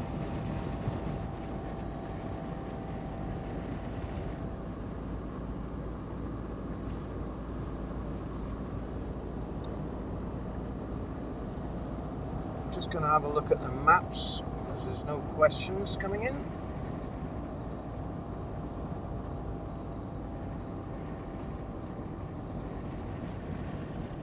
It says 19 kilometers to the next turn.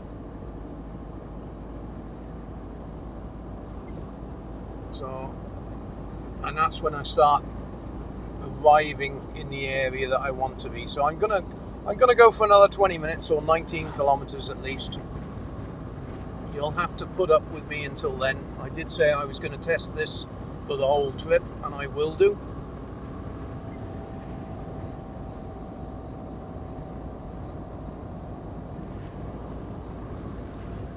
But I'd like to help anyone out that's got any questions while I'm driving.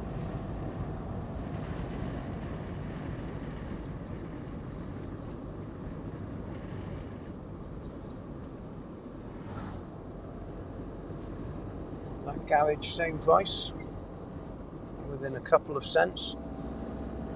It's amazing the fuel prices over here. They really do not change hardly at all from the motorway to the small village in the middle of nowhere or the big supermarket chain.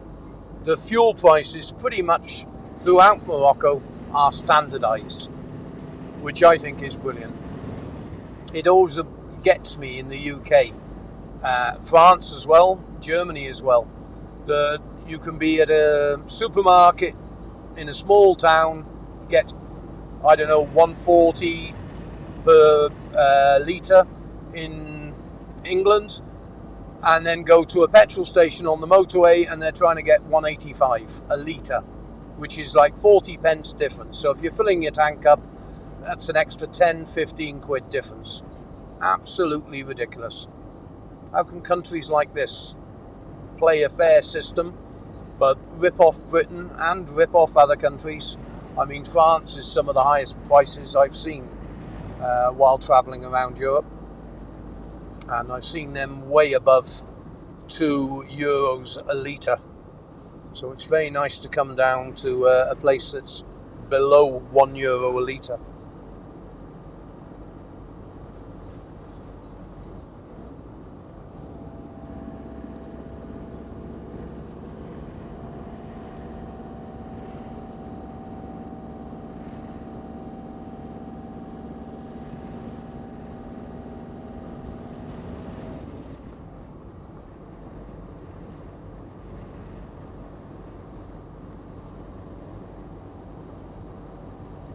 I don't think it's a good idea to live stream from a van at this time of day because the sun is coming straight into the windscreen, and I can see that the one camera now has got a lot of sun glare.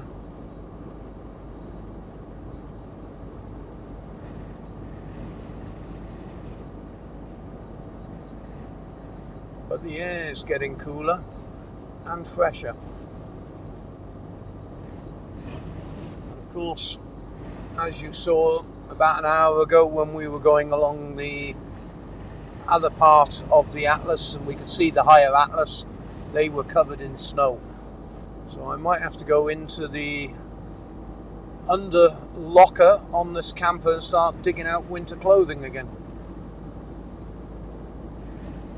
I noticed that most of the locals are wandering around with jackets and everything on.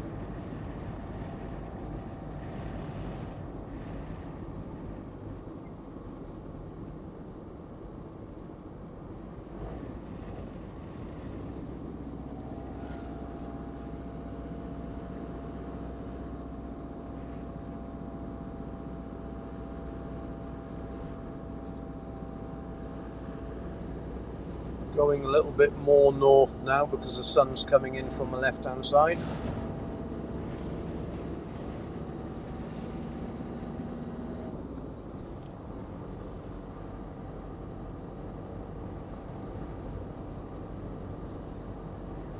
But this has definitely been a good test today. When it comes to really scenic roads that we're going to be going on later, I will definitely just have to pull over for the ambulance. I'll definitely be turning the camera on for you. Oh, how many kilos of sand am I packing from the Sahara? Yeah, well, that was amazing. To leave your van in a sandstorm, and you just will not believe where the sand gets. It comes in through the vents. I mean, a camper, although it's sealed to protect you from rain, it doesn't stop dust, because of course you can't make a box that's unbreathable because you need air. So of course every little air hole on the whole vehicle was just building up with dust. And even the window, the side windows, literally inside the skin on the door, must have collected about 1 kilo of sand granules that had built up over the course of a week. And when I got out to the road and I slammed the door and I saw the sand trickling out, I don't know what that guy's after. When I saw the sand trickling out of the door, I thought, what the heck's this coming from? And it was literally like a bag of a sugar bag full of sand just coming out the door skin. So Wazza, you taking anyone out for dinner tonight? Going anywhere?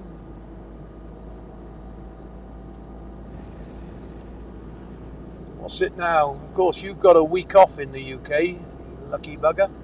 I'm still working. Now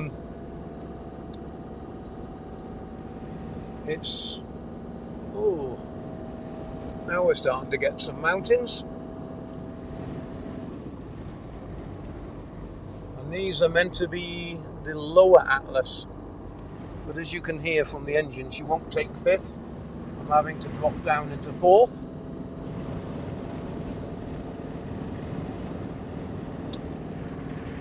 And the afternoon wind's picking up.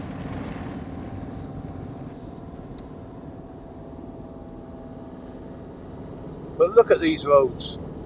I mean, you can't fault them.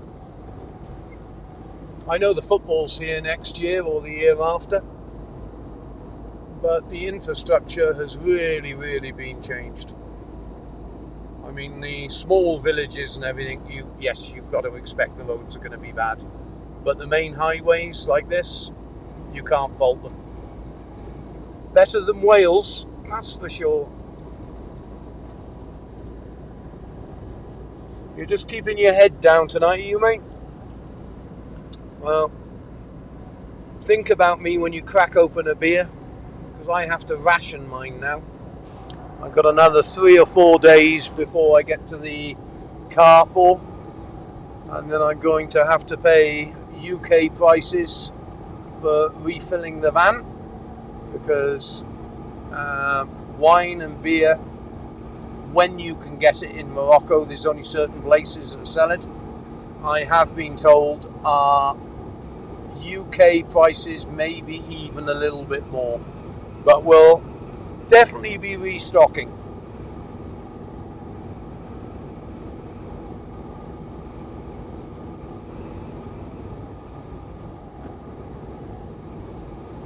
Yeah, she's just holding fifth.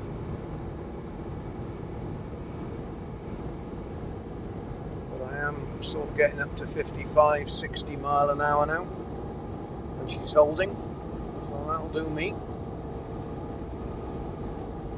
This road is an absolute joy to drive on. Well signed on the corners, smooth.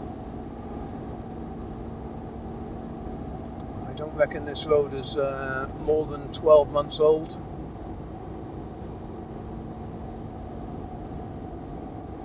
As you can see from the forward camera now, and don't forget that's an optical lens which is able to correct itself, so you can imagine what's coming through the windscreen at my end, so I'm having to concentrate quite a lot when it's glaring straight down at me, and the windscreen does need a good clean. Well, the whole van needs a bloody good clean. That'll be on my list of things to do. But the last car wash that I went in, they had one before I got to the desert. I just thought, I'll chuck the van in. And they've got recycling water car washes. So it's got filter systems that remove all the dirt and sand and grit. And that water then goes into a secondary tank and a third tank to be filtered. And they reuse the water for cleaning cars. But I was really shocked. To do this camper only cost, and don't forget the motorbike's on the back as well, so the camper and the motorbike pressure washed, I think it was less than £5, so you can't go wrong. So I will definitely be splashing out for another one shortly, but the first thing I want to do is take all the upholstery out of the vehicle and get the vacuum cleaner out and hoover every cupboard. It's everywhere.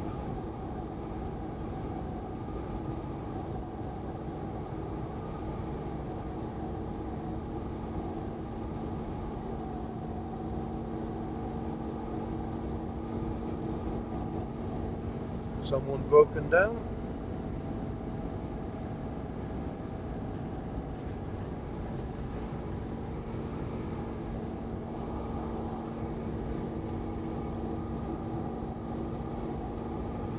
But I reckon that sun's going to disappear in a minute once we get under these mountains. And that means the temperature is going to change as well. Because you wouldn't believe how much intensity that sun has still. I mean, you can physically feel it on your skin, the heat it's generating, even at this time of day, and that lunatic had to overtake. And there's another polluting, well, if he didn't drive it like he did, he might not be smoking as much.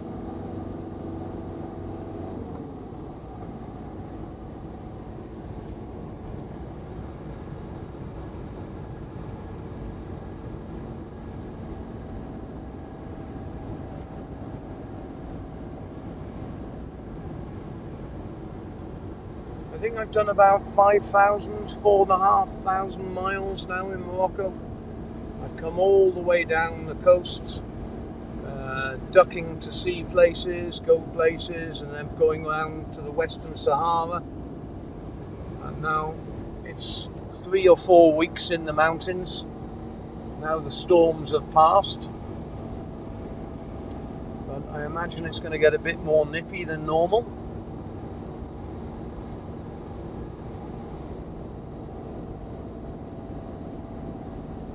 Going to have a quick look on Park for night to see what's up here. Another petrol station, 11.83 there for diesel, so still down in the 90 pence bracket, doesn't change at all. I think the highest I've ever seen here is 12 dirham for 1 litre. And that was right in the north of the country, up by Tangier.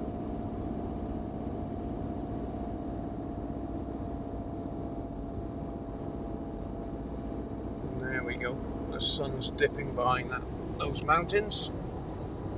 So that's going to make it more comfortable driving.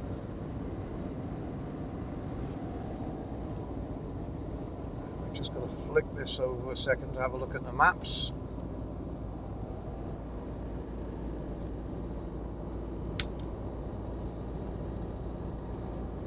It says we're going to reach destination in about 8 minutes. So we've really made up some time with that last section of road.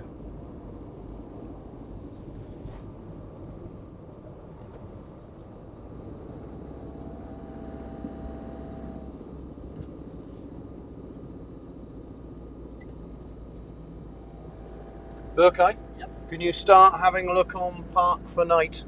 See what you can find. Anywhere within 10 kilometers. Yeah, from this location. We're 8 kilometers away from the town that we put in as the waypoint destination.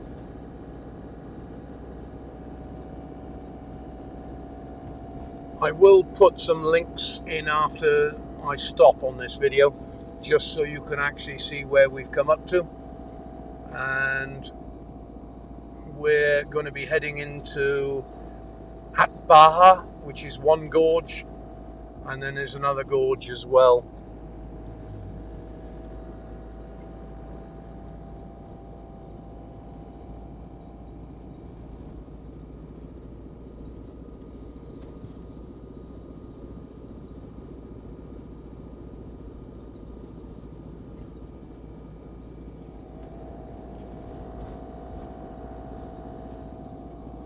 Looks like it could be very picturesque up here tomorrow.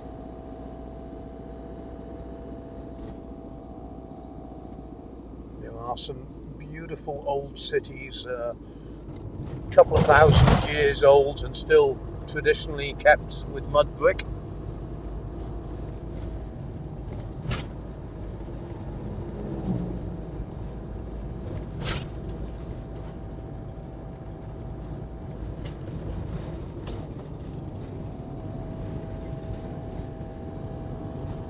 There goes our beautiful road, and we're back to the bumpity bump small roads again.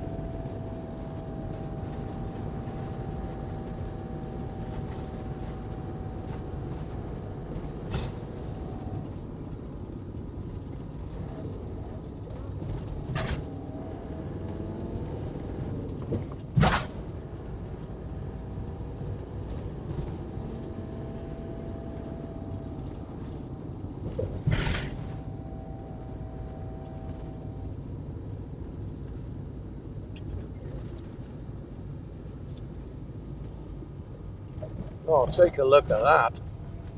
Now, for those of you who stayed with the stream, pan out to the right.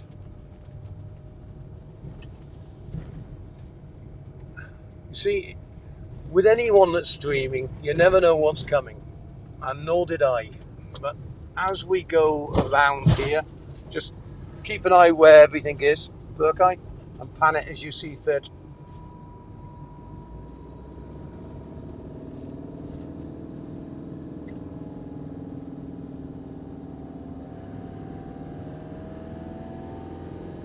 I saw the old city over the top there. Of course, I've dropped down a bit now, so you're not actually seeing it.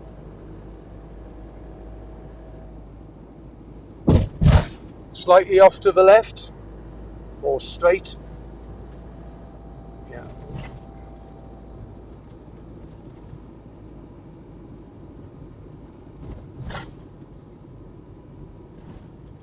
Well, we're at our destination, so I am going to turn right and pull over down here.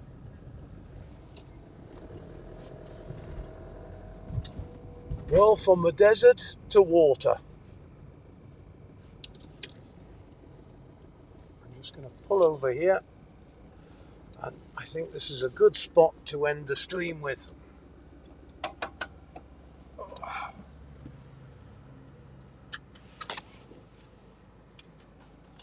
So,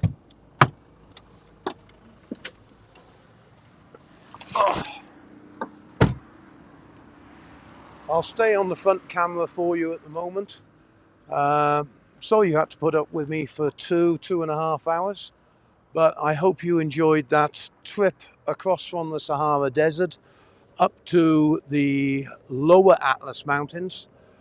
We've got the solar array to film within next week sometime. I've got to work out which days I'm going up there. And we're going to be in the mountains now for the next month. So there'll be a lot more videos on this twin tub, and also I'm going to be buying an LG twin tub as well. Thanks very much indeed for watching. I'm going to tell Berkay to turn the camera off. We'll put loads of links to all the videos that we've done while being in Morocco, and we'll keep you up to date. But we're going to find a campsite for the night and get a good meal. Thanks all for watching.